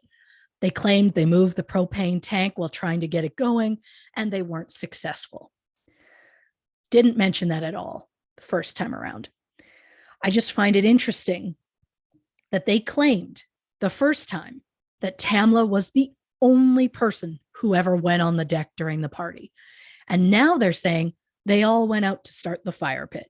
And Stacy specifically said during her interview that, quote, lots of people were in and out on the balcony. So was Tamla the only one outside, or was everyone? Why change your story if you're not covering something up? Yes, that's a huge difference too. Yeah. There's a huge difference between she's the only person who went out there all night and every single one of us went out there multiple times. That's a huge discrepancy. Yes. 100%. One thing I find very interesting is in every interview in this reinvestigation, each guest who attended the party made sure to specifically state that they played Cards Against Humanity, all remembered the specific name of it, and that Tamla was the only smoker. It was never asked. They would just always specifically bring it up in their interview as, oh, she was the only smoker. And it's like, well, then why did all of you go outside with her then? Right. It feels like they were trying to build the storyline that it was like, she's the only one who had a reason to go in and out. Yep. I agree. Again, it's just a very specific thing to point out. Maybe I'm just paranoid. Maybe paranoia is what makes me good at my job. Am I complimenting myself now? Maybe. I like that. That's where we're at. One more interview from the reopened investigation that I find interesting is a neighbor of Jean's. He witnessed two people leaving the house with a crock pot around 9 a.m. while he was heading out for breakfast. The couple in question is believed to be Tom and Stacy Smith. But if they left around 9, by then Tamla's body had been found. Is it possible they left just before her body was found and the neighbor was slightly off on his timing? Maybe. But I find it interesting that people left so close to when the body was found. Another thing the neighbor said, he claims 2 days later, Jean came to his house to say she owed him an explanation. Jean allegedly told him that the videos from her camera showed that one of her party guests went out for a cigarette and fell, which is interesting because we know there was no video. Was Jean just saying that so her neighbor would instantly believe that Tamla's death was an accident? I just find it wild that both Jean and Jose have made comments to people about the video, and then when the police asked about it, oh yeah, the video doesn't exist.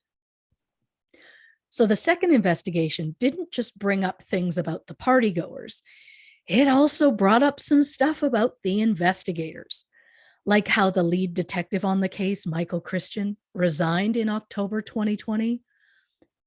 And it was because of an internal affairs investigation that started to look into allegations that Christian sent multiple women confidential information about the case.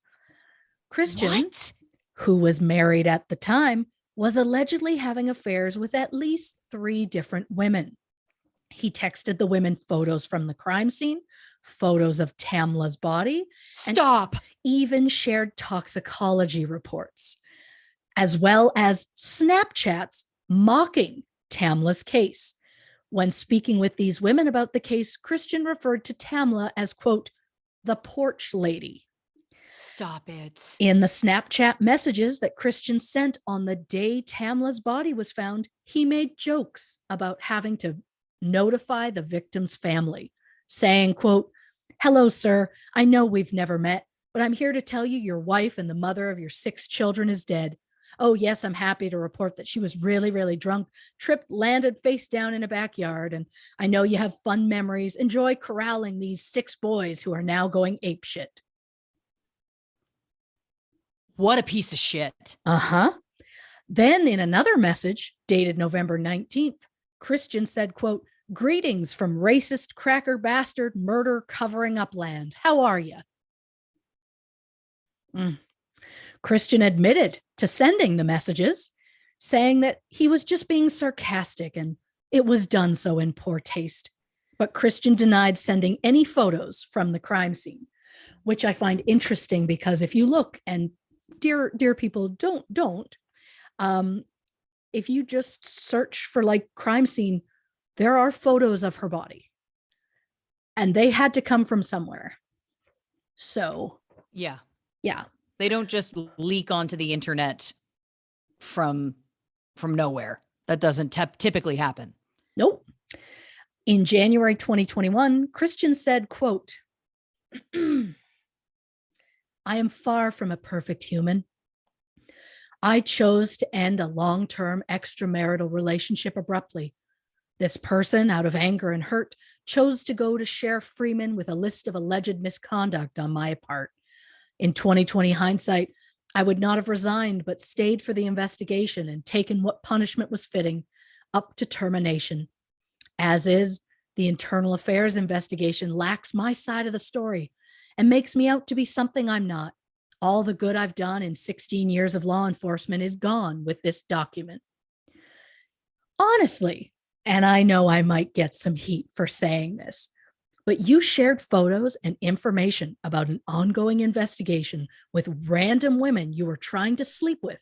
I don't give a shit what your side of the story is.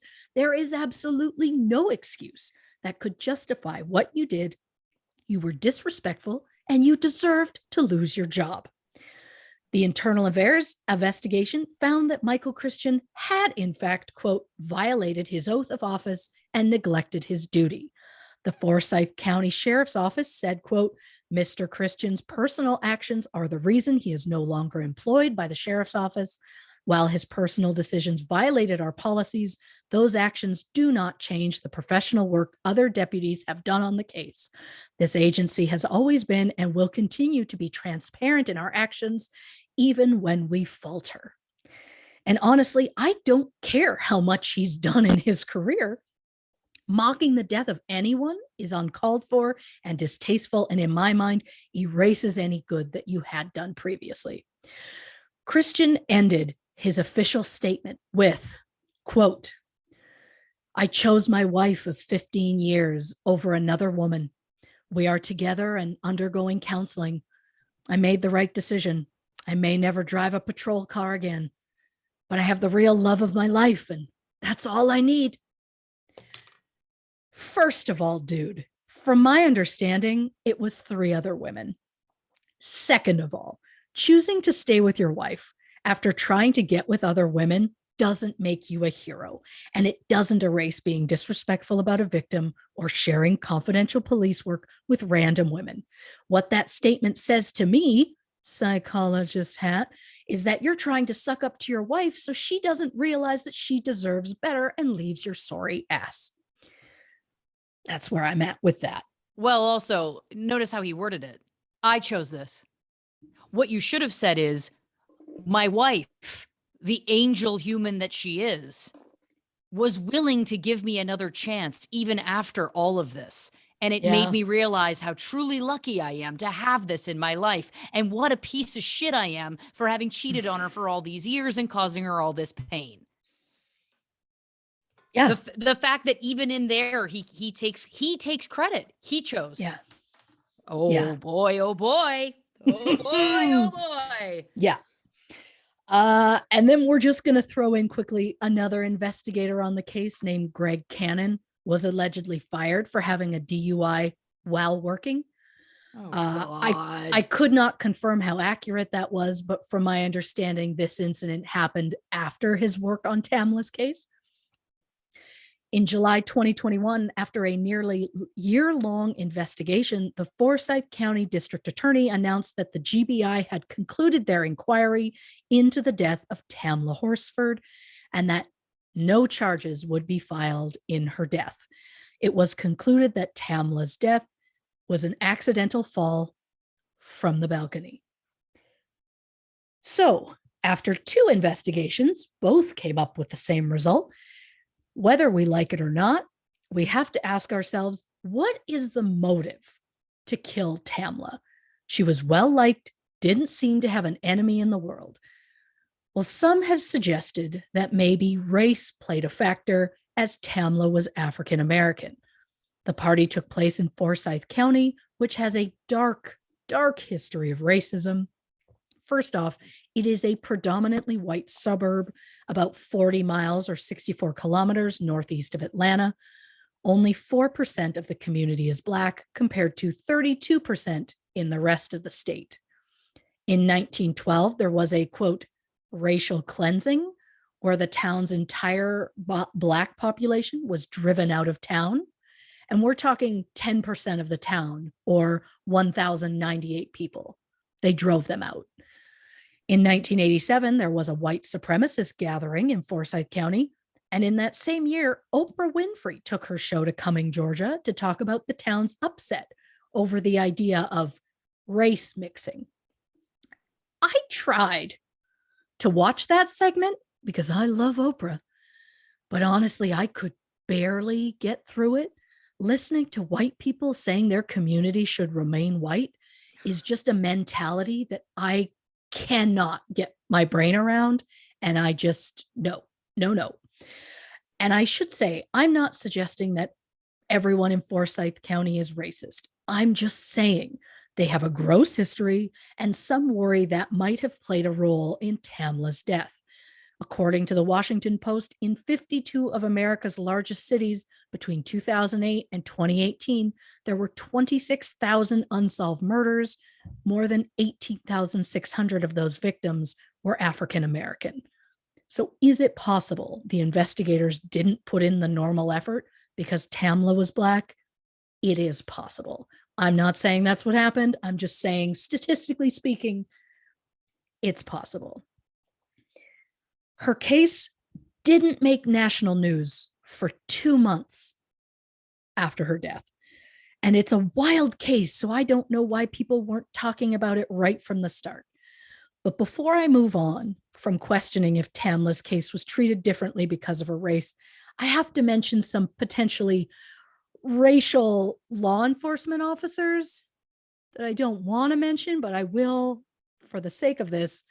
In 2014, Deputy Coroner Chris Shelton was forced to resign from a nearby police force after photos came out of Shelton posting with racist dolls. 2 years later, in 2016, he took part in Ron Freeman's campaign for sheriff. And after Freeman won, he appointed Shelton as deputy coroner for Forsyth County. So he didn't exactly pay anything when he was forced to resign in one county and then got hired on in another one. It's also alleged that when Freeman became sheriff, he hired Andy Kalin to a high investigator position, despite the fact that Kalin had no prior police experience. The sheriff also bypassed the new hiring protocol when hiring Kalin, so he didn't have to go through any sort of background check or polygraph like the usual hires. Kalin and Ron were allegedly close personal friends, and Kalin was also friends with Jose Barrera. Stop it. So is it all connected somehow? It's possible. And now we're just going to get a basic point form list of things that bother me about this case in a section that I've oh so cleverly titled Things That Don't Sit Right With Me. And There's a lot of things that don't sit right with me. So Jean put her 6-bedroom, 5-bathroom house on the market February 28th. But I get it. If someone died in my house, I wouldn't exactly be jazzed to look at the crime scene every single day, especially if I know more about what happened than I let on. Allegedly. Why did Jean interrupt her aunt's police interview by trying to give the investigators gift cards to Dunkin' Donuts? That doesn't feel like the actions of an innocent person. Outright bribery.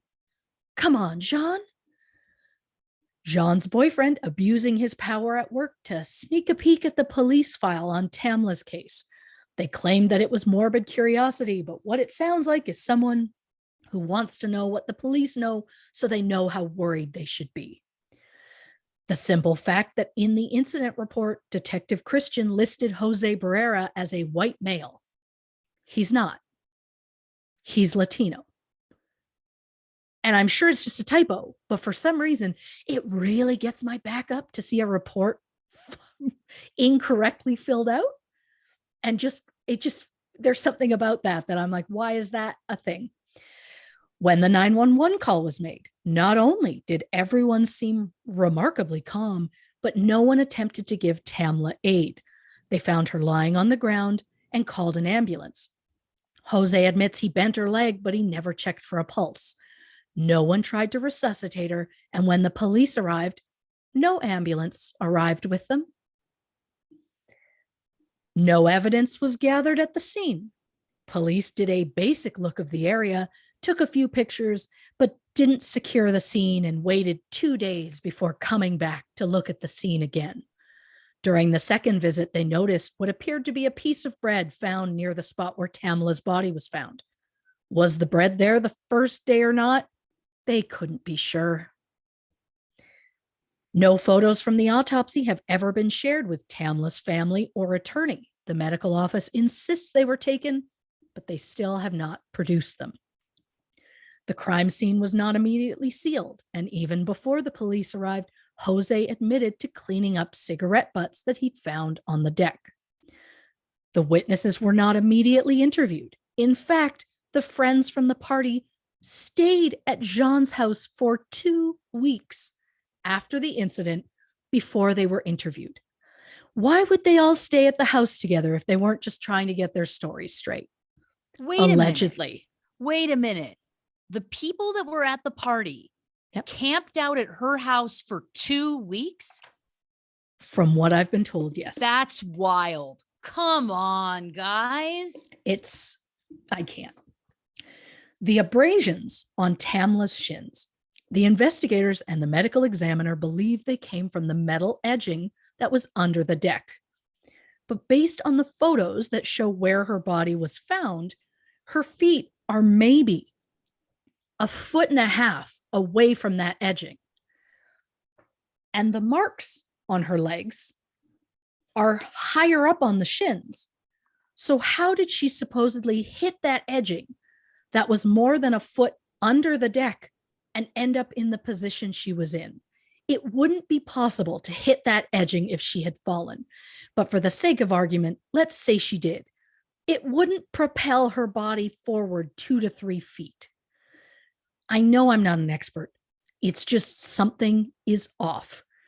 I also question the idea that Tamla fell from the deck, landed face down, and yet didn't break her nose in any way. I know I'm not a medical professional, but it seems like an injury that would occur in that situation.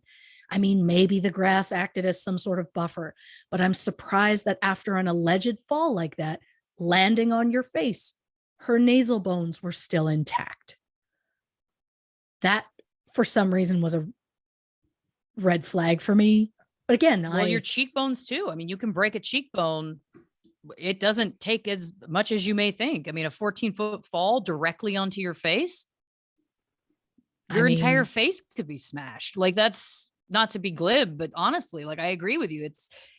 I have theories that I've been concocting as well. So please continue. After the autopsy, the coroner burned the clothing that Tamla was wearing. Is that protocol? That procedure? Yeah, I don't know. Why was that done? Mm. And one final thing that gives me a weird feeling about this case, Jean's mother paid for Tamla's funeral, as well as paid for Tamla's daughter to fly in for the funeral.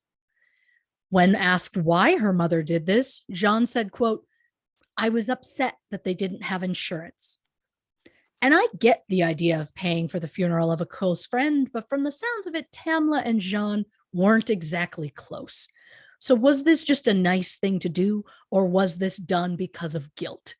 Don't get me wrong, I am relieved that her family did not have to pay for it, but it feels like something is off. But despite how I feel about the inconsistent stories and what appear to be repeated lies from the group of partygoers, let me be clear. These people should not be harassed. Since the case has caught attention on social media, the partygoers and their families have received death threats. And I get it. I am angry at them too. I think they're all hiding something, and it makes me furious to think that they are getting away with something. But with that being said, they shouldn't be receiving death threats. It's the dark hole of the internet where people think they can say whatever they want to anybody they want. Honestly, it is the reason that we don't have comments turned on YouTube, because there are a lot of people out there who are hurting in their own way, so they lash out at others and make threats. And while I'm not convinced of this group's innocence, they shouldn't be threatened. And to hear that people are threatening their children, stop it.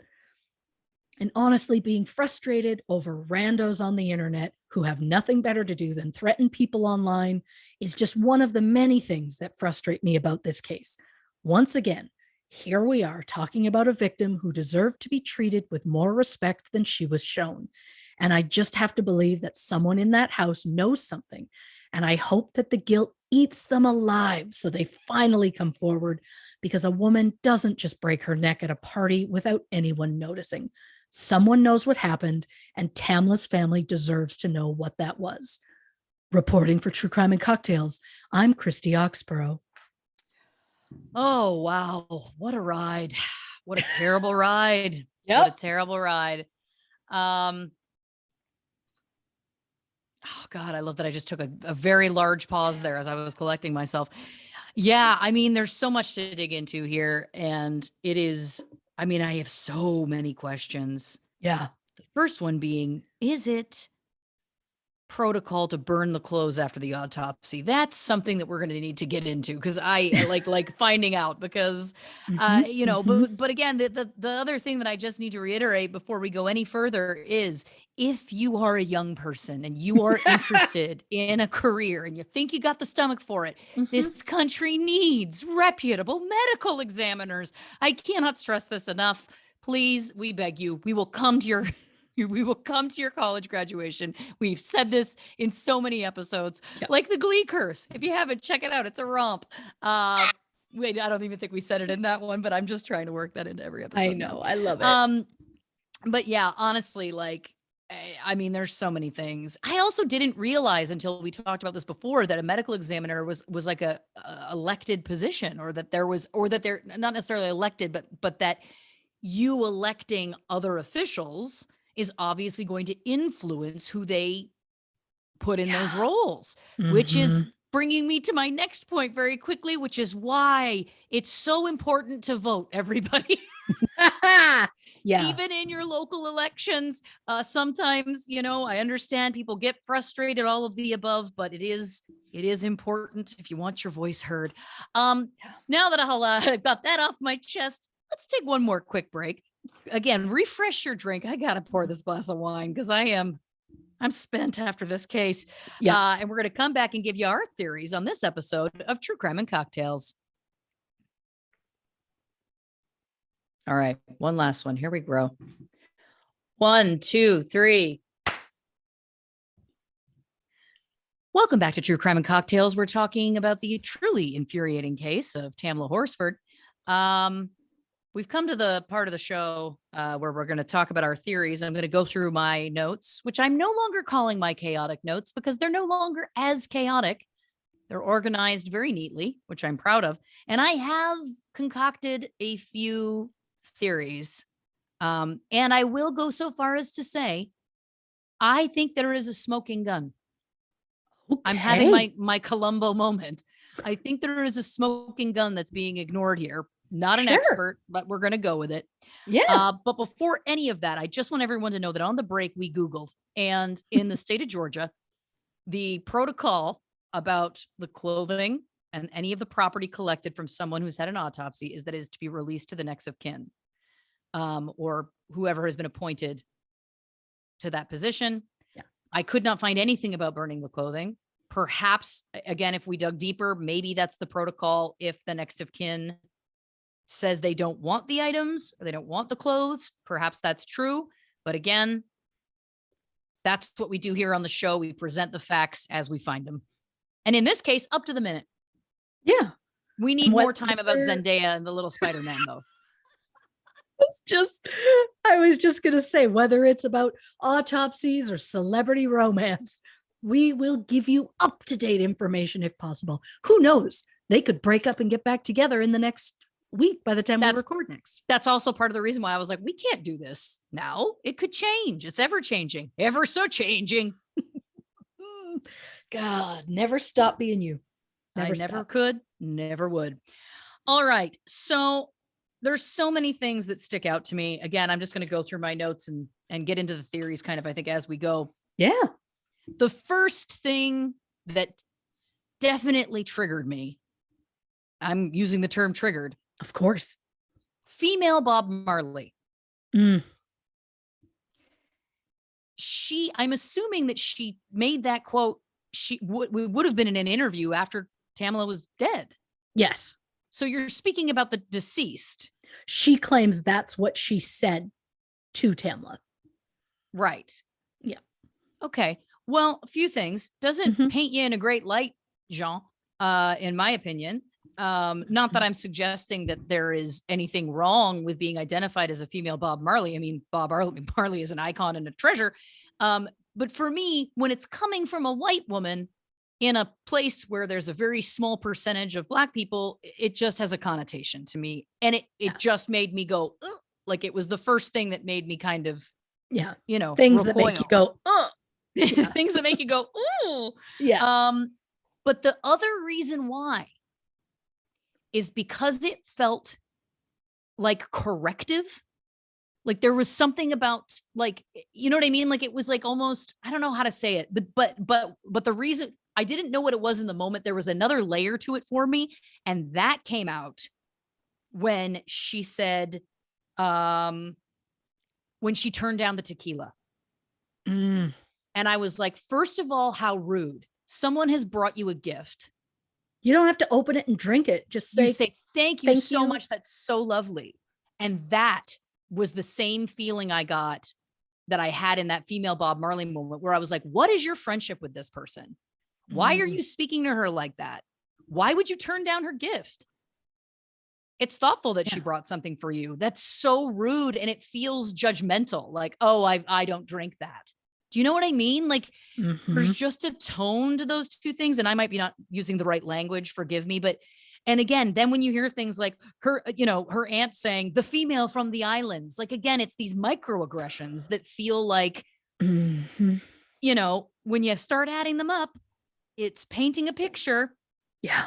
And again, right at the beginning, when Jose takes the phone on that 911 call, he said she's the only smoker here.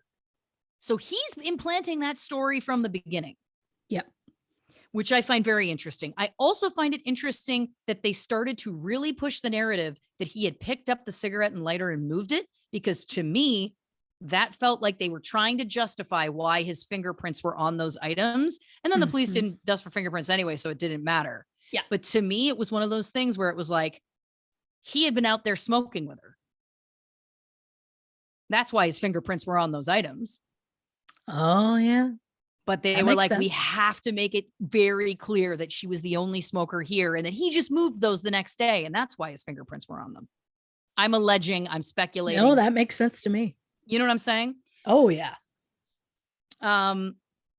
There's no way I checked for a pulse. Also, what an odd thing to say. And I want to specify or clarify also, when I said earlier, like, if I saw a stranger dead on my yard, I would feel trepidatious because I would be scared. Is that person dead or not? I'm not suggesting I would not provide aid for a stranger. Of course I would. But I'm saying I could understand a hesitation to go like, oh, what is this? Is this a trap? And you know what I mean? Also, as a woman, it's like, of course, you know, is this, I have to also protect number one. But in this case, when it's someone that, again, you know, and you've known for years, and he's moseying on, moving things around on his way there, like, if it's somebody I knew, it's like I'd be out the door like a flash. Like, that's just such a wild treating this person again like a stranger. Again, it feels like it's just another, you know, brick in the wall. Okay. The first time I wrote down what is Jose's job was around the time of the officer pushing in Stacy's interview that it was just a fall. It was just a fall though. She just, you know, she bent over and it was a fall. That's when I wrote down what was Jose's job, because I remembered you said you had, and he's a pre-trial officer. Right. And then when it comes out later, that's why I was losing my mind when you said that he lost his job for digging into the files, which is so egregious, by the way, and sharing them around. I knew it from the beginning. I was like, he knows people on the case, he knows people on the other side, which we then know also that there was this other person involved. It just feels, again, to your point, there is morbid curiosity. No, there is no reason why you risk your job. And you also just morally and ethically make that kind of move unless the stakes are that high. Here's my personal belief in what the smoking gun is in this case. Now, I want to preface this by saying I am not an expert in any way, but we've been doing this a year, and I was a, you know, true crime enthusiast before then. And by enthusiast, I just mean I consume the content. I don't love crime at all. Sure. If you are drunk, and you go to lean over to puke, first of all, I believe you push up against a railing. You're not going to try and heave part of your body over. You're not going to put that momentum behind yourself. You're going to be trying to steady yourself, right? Because gravity is going to be trying to pull you down in general. So, so if she's going from standing still to puking, no way. Don't buy it. There's no momentum there to get her over the edge. Okay, so let's say she had momentum. Let's say she was walking over to the edge to puke. Is she going to push herself up and over? Because my whole point is this. If she, and I love that I'm trying to act this out for people on the YouTube video. Enjoy this. I've got a short on. I'm not nude. But if you're bent over like this to puke, and you somehow, again, I don't see how, but you somehow fall, you're not going to land on your face 3 feet away. You're going to tumble down and your body is going to go like this. Like you would land face up. Do you see what I'm saying? Like I do. You would land, you would hit the top of your head, and your body, you would hit the top of your head and you'd almost like do a roll. I'm saying if you take what I want is, let me on that deck with a dummy, with a life-size dummy. If you think I haven't been thinking that exact same thing for days. Right? Yes. Because I'm like, its bodies don't fall that way. In order for her to land face down, feet away, she would have to be launched. If you're drunk and you're not creating momentum, you're going to crumple. You're literally, your body's going to go like, oh, right? Thank you for the sound effects. And thank you for reminding me, I guess, once we've taken the dummy to the hotel and check out Ray Rivera's story from, what was that, episode 4, I think that we did. Yeah. Then I guess we're getting on a plane and heading to Georgia with a completely different dummy, because you need to be like same height, weight. Yep. To be able to, see how it goes. Yeah. I want more than anything to. I will put my own funds into this. With a dummy. I'm not kidding. We construct something 14 feet tall with a life-size dummy to those specifications, and let's see. Because it just doesn't track to me. To me, that's a smoking gun. And I kept writing it down throughout my notes. I was like, body position. Yeah. But it was never investigated as a homicide. So therefore, it feels like no one cared. Also to the point, yeah, if you landed on your face, which by the way, you wouldn't. So that's the first thing also, because here's the next part of this theory. Let's say for a second, she did fall over. Sure. Let's say it was an accident. And let's say that what they're saying, there is some semblance of truth, that she did take a tumble over. I'm not saying I think that happened, but let's say that it was legitimately an accident. The body was manipulated. Something else happened. The body would not end up that way. It just wouldn't. So to me, again, the fact that it was never looked at seriously as a homicide, they never fully looked into the body positioning. How's the wrist that broken? How is your neck that broken? How have you torn a ventricle in your heart? You're drunk. This is the other thing. When people get into car accidents, not driving, but, and I'm not in any way promoting this, obviously, Of course not. but they talk about that you're at such a state of relax that often your body is not as injured, because people get very injured in car accidents because you're about to get in an accident and your body goes, you tense up. And you get, but if you're that drunk, which she was, and also on Xanax, I don't know that this woman could even really be walking. So again, to me, that's the smoking gun, the body position. And I don't feel like anyone properly investigated that, because it was never properly investigated as a homicide. In my opinion, I am alleging, etc. The next thing, and I'm coming for you, Aunt Madeline. Okay. We know, according to what we know about the security door alarm log, that the door was opened at 1:57 and never closed.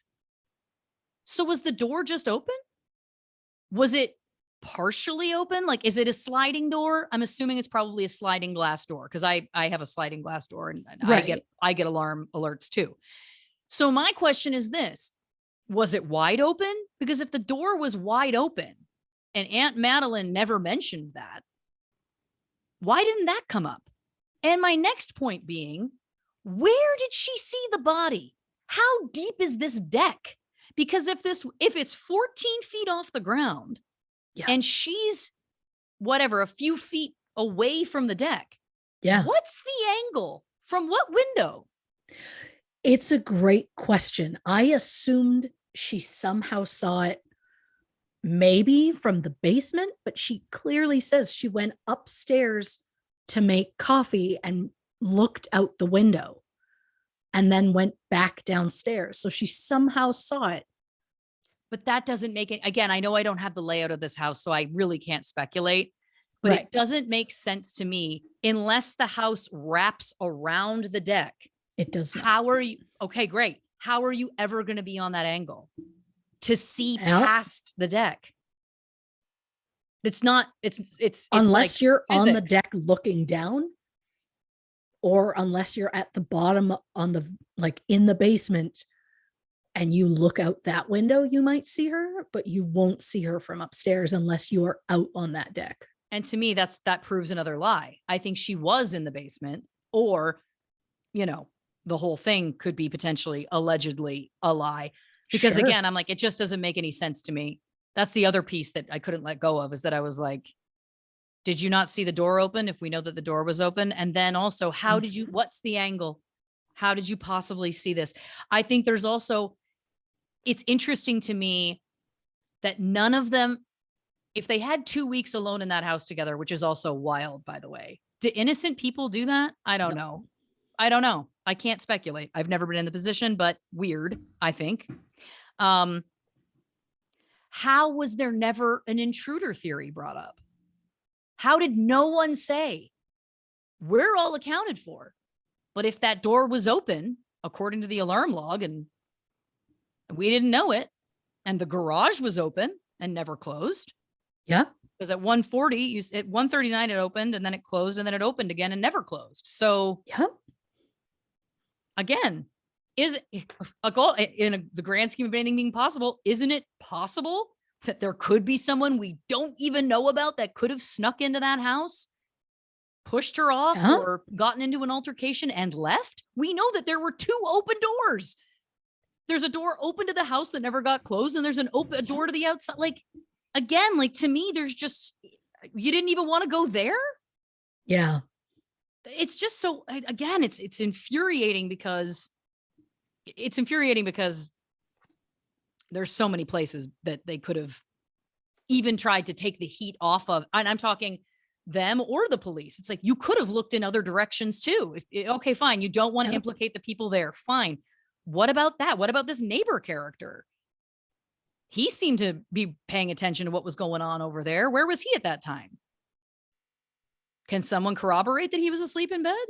What's the relationship between him and that family? Do they have a past? You know what I mean? Like, sure. Again, we were born for this. Anyway, I think I would love to know what the brand of do you know what the brand of the cameras were? Arlo. I have those. So here's the deal.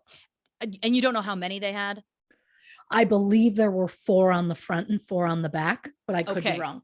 Well, and I would have to double check this because it may have changed now. But when I was buying mine, you can only get them in sets of 3. And so if you want more, then you have to buy additional cameras. So that suggests to me that they bought 2 sets of 3 and 2 additional.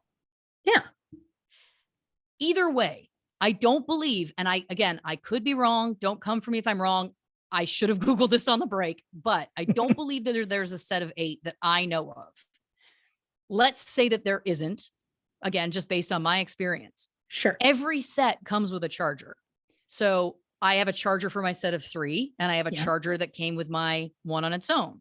So if they're saying, well, she lost the charger, couldn't find it, first of all, order a new one. I don't know if you know this, but there's a service that will deliver anything to your house within 24 hours. Jeffrey Bezos. But you know what I mean? First of all, that's bizarre to me that you would, again, invest in 8 cameras and then shortly after just lose interest because your divorce was going better.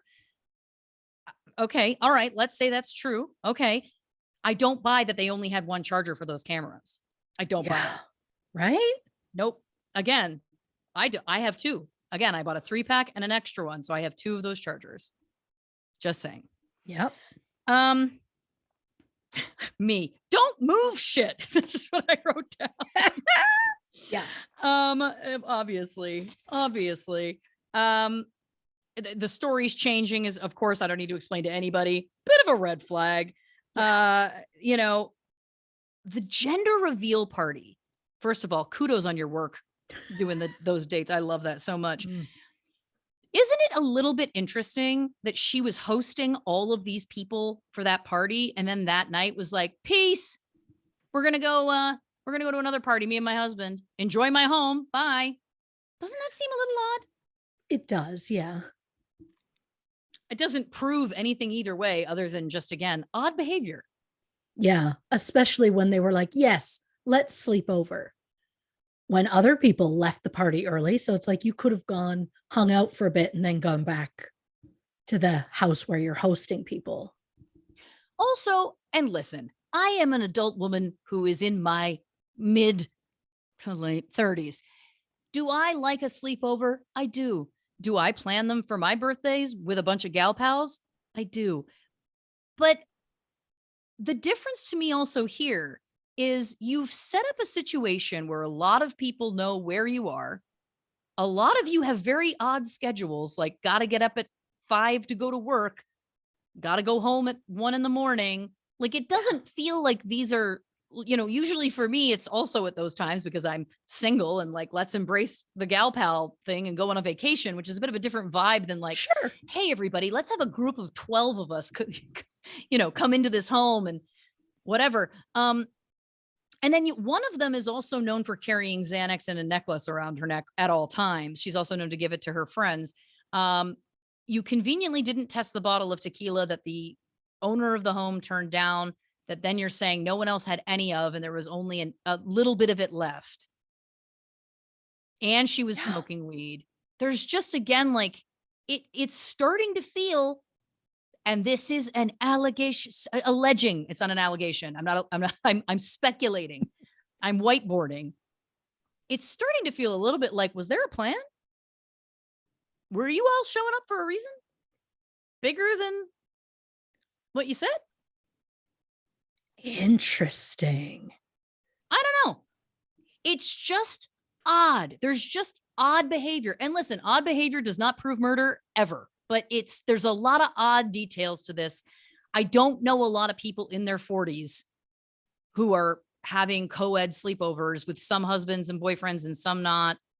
And somebody's having a gender reveal, hosting a large group of people, but then leaves it to go to that. And then other people are like, oh, he put on a movie for me at 11. Like you're a child. There's just a lot of, and then afterwards, we are going to hold up in this house for 2 weeks with more than enough time to, I don't know. And the other thing I want to say very quickly is this happened in 2018 and they were being questioned again in 2020. Memories do not fade that quickly in 2 years. There are cases, again, if you listen to this show, you probably pay attention to true crime to some level. There are cases that happened in the 1970s. And let me tell you something, people who have been through it, their stories do not change to this day. Yep. They don't. So the fact that everybody's story changed in 2 years. Yeah. Again, red flag. The fact that every single one mentioned she was the only smoker. To me, that feels like they're trying to make it clear she was the only one out there. Then all of a sudden, what's with this weird propane tank? Oh, well, we all went out there. This is wild. This feels like a weird movie. Like it doesn't feel real at this point to me. I'm having another they all did it moment. You know what I mean? Like, yeah, there's something just so off, and it's wild that it didn't feel that way to any officer. Well, but then the officers are people like this Michael Christian character who's having affairs with multiple women. And by the way, to your point, I'm sorry, you can do a million great things, but guess what? The second you violate ethics, morality, all of the above, it doesn't matter how much good you did. No, it does.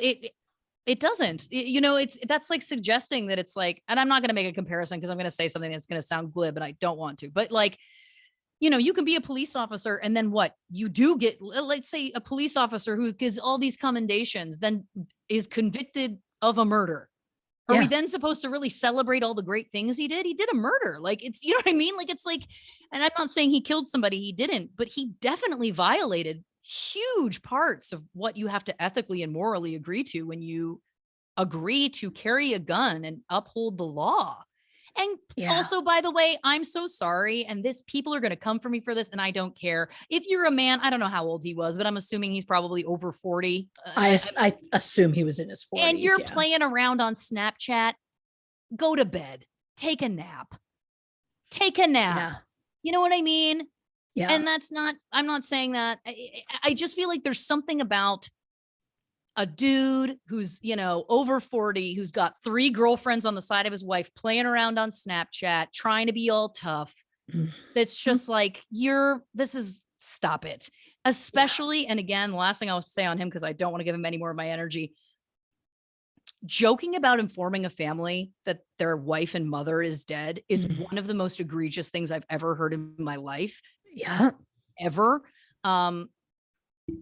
I don't even want to go any further. Like, to me, it's like, that is so, and I think, you know, it's interesting too, because this was all happening, the 2020 stuff around the Black Lives Matter, the whole movement that was happening last year. And what a horrific addition to an already long laundry list, obviously. But the fact that he kind of doubled down does not make me feel like that, you know, and again, everything that you brought up, you know, the deputy coroner, this friend with Jose who was hired as a detective who had no experience and didn't take a polygraph or do a background check. There's a lot of things in the favor of these people. And there's a lot of odd behavior that, to me, it just feels like, and again, to your point, the big question is, what's the motive? I don't know. But the tone of that 911 call, the attitude, again, I feel like Jean had, turning down that gift, again, does not a murderer make, but it does just set a tone for what was the real deal here. What did you really think about this person? And why did you treat her seemingly like such an outsider if you were that close to her? Oh, agreed. Also, the asshat officer. What women are like, yeah, send me crime scene photos of the body. That's going to get you in. It's like, no, what's happening? And I will say, as I don't know how he reacted when he found out that one of these women took screenshots of the messages, but in my mind, it was the same thing that happened to Chris D'Elia when he was on that show. And he made a comment about Snapchat, and he was like, Snapchat, though, those delete. You can't save those. And then they went, oh, no, you can. And the look on his face of like, wait, oh my God, realizing he was in so much trouble. It is a video that gives me so much joy. And and they're playing that Simple Plan song, something about like, why could this happen to me, or why did this happen to me, or whatever. I see that video in my head. Yeah. And that's what I think of when I think of that man being like, there's no proof. Snapchat deletes that. Those are my messages, because he realizes he can't do anything. Look, I love everything you're bringing. I have a relatively short theory. Give it to us. So one of the women at the party is known for wearing a necklace that contains Xanax. And that same woman is also known for giving pills randomly to friends whenever she felt they needed it. Xanax was found on the talk screen. The contents of the bottle of tequila was never tested. During the party, it said that Tamla was hugging people and trying to get the more shy guests to like come out of their shell. There are photos of her from that night where like Tamla is draped across some of the other guests. So is it possible that maybe some of the guests got a bit annoyed with that behavior and someone was like, she needs to calm down. And Xanax over there was like, well, I can make that happen. They put some Xanax in her tequila bottle without her knowing. Then maybe she passed out or had some sort of reaction to the combination. They all panicked, knowing the Xanax would eventually trace back to the only one there that had a prescription for it. We assume she did. So they come up with the story that she went out for a cigarette and then they pushed her off the deck and then waited for someone else to find the body. Allegedly. I'm, of course, then giving the aunt a pass in saying that they were like, oh, she'll get up, she'll find her. There was also some sort of white, almost foamy substance in Tamla's mouth when she was found. Again, there are photos online. I promise you, don't go looking for them. Those should not exist. Those should exist in the police file. Those should not exist. Not publicly. There was no foreign objects found in her mouth, but according to the photos that I mistakenly came across, there was definitely that substance in her mouth, which makes me wonder, was she having a reaction to Xanax and tequila combined? And there's that mark on her wrist that the medical examiner believed came from the bone going through her skin, but there was no blood at the scene. So did that injury happen somewhere else? Or was she already dead when that injury occurred? Because how do you have a bone go through your wrist where there is going to be like major arteries and it would bleed so much, but it didn't bleed at all, which makes you think she's potentially dead already when her wrist got dislocated. So was she dead when she was pushed off that balcony? Well, yeah. I mean, I would think so. My point is, none of this adds up, and I refuse to believe it's an accident. And that's where I stand on this. It can't be. I can't. There's too many things about this that nothing says accident to me. Is it potential that she, tripped in the house and like hit her face because she had different abrasions on her head and her neck? And they were all like, oh my God, what are we going to do? And assumed she was dead and like tried to get rid of the body and make it look like she fell. And in the end, they actually were the ones who killed her, whether they realized it or not.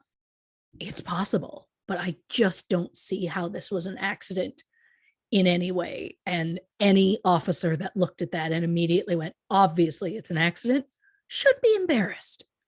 I have a couple of questions based on this. Yes. Do we know how tall she was?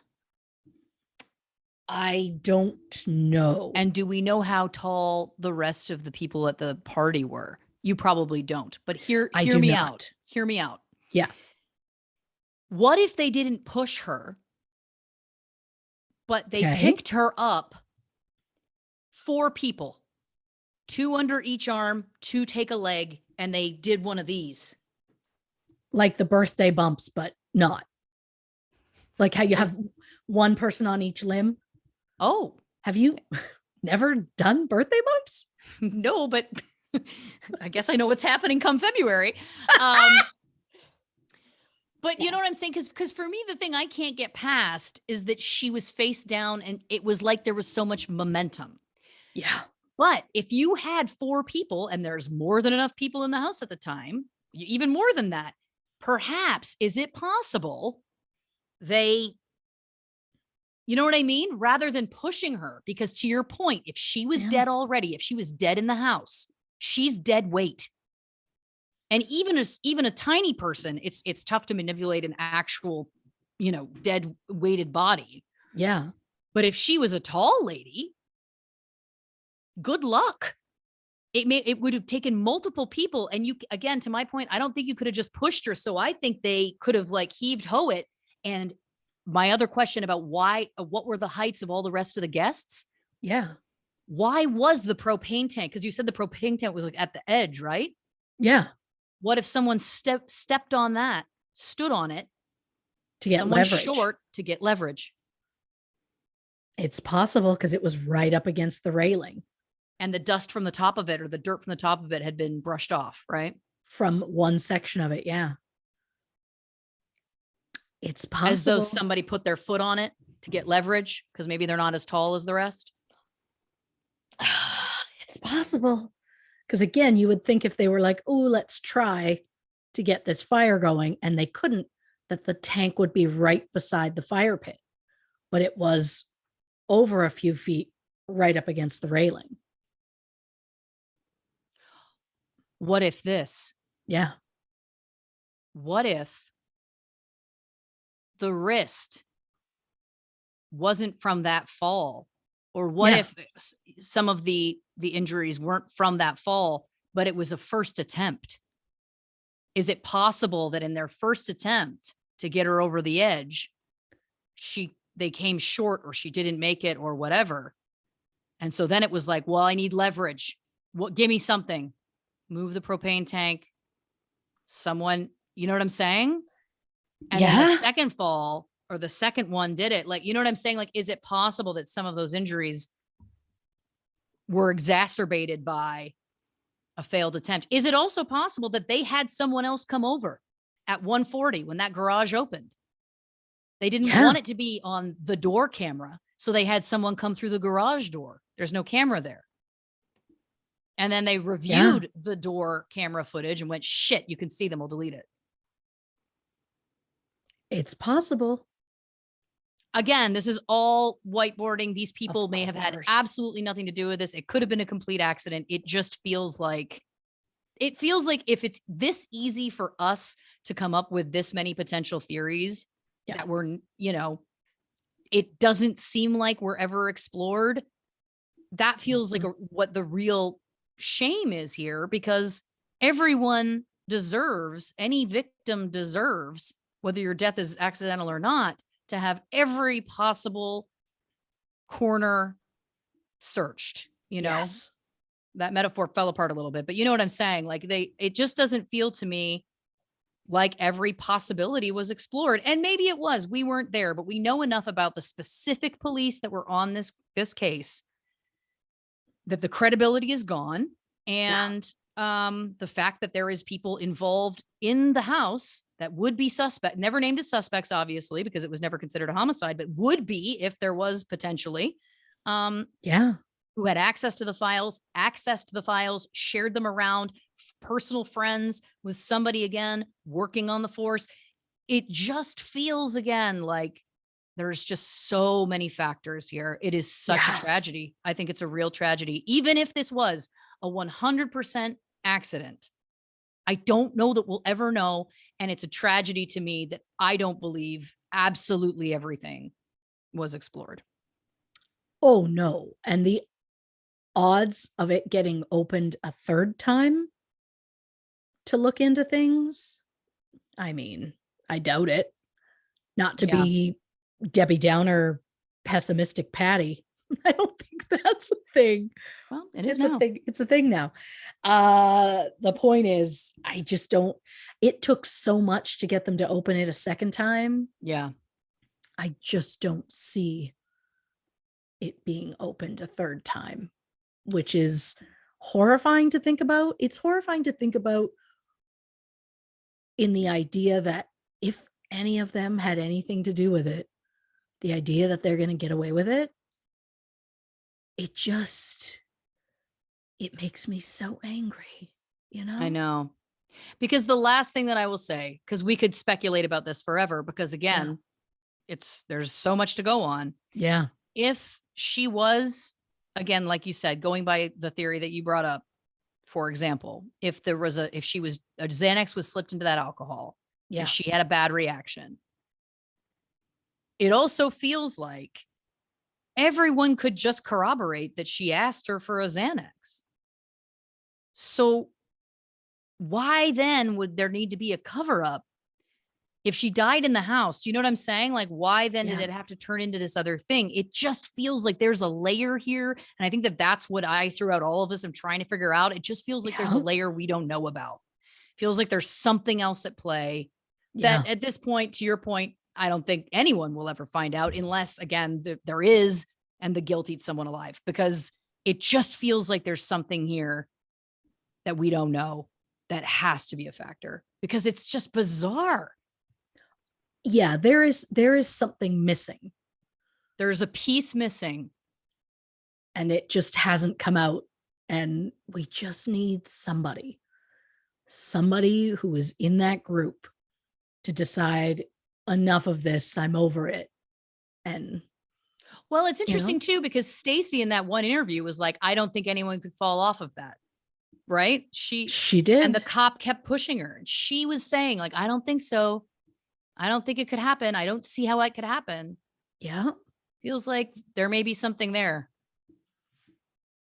There may be something there. It is more than possible. Listen, Christy Oxborrow, fabulous work. Well done. I mean, what a truly infuriating, maddening, upsetting case. Truly, and just heartbreaking. Hearing that bit about that cop and the way he disrespected her and her family, and hearing how other people disrespected the process of justice and all of the above, it really is very upsetting to me. It's upsetting in general, but I just think that all of that is so deplorable.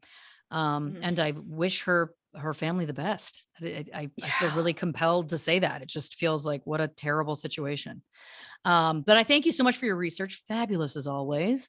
So appreciated. And we thank you, dear listeners, for going on this journey with us. If you haven't already, give us a follow on social medias, on the Facebook, the Instagram, the YouTube at True Crime and Cocktails, on Twitter at Not Detectives, and of course, patreon.com/True Crime and Cocktails is where you can subscribe for bonus episodes, lives, to vote in the Patreon poll for episodes just like this one.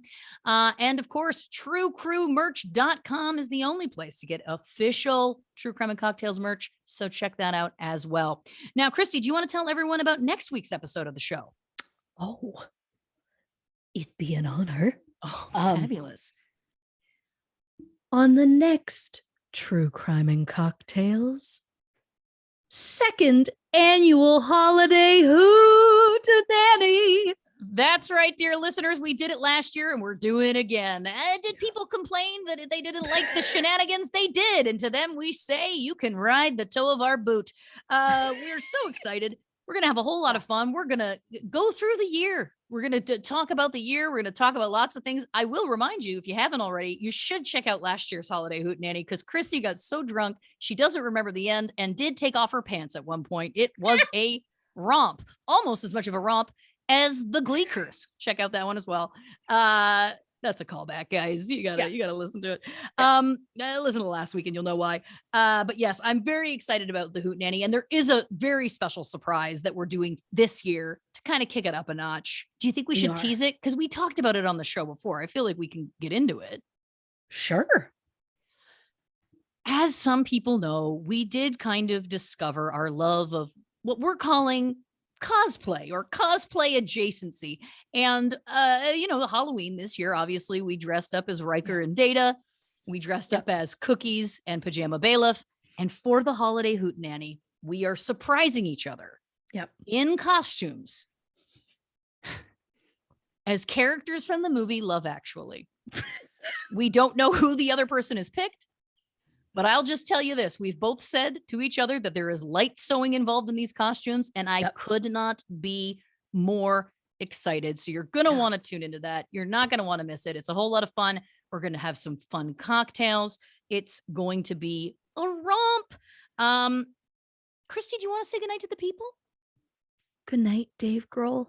Good night, future time traveling us.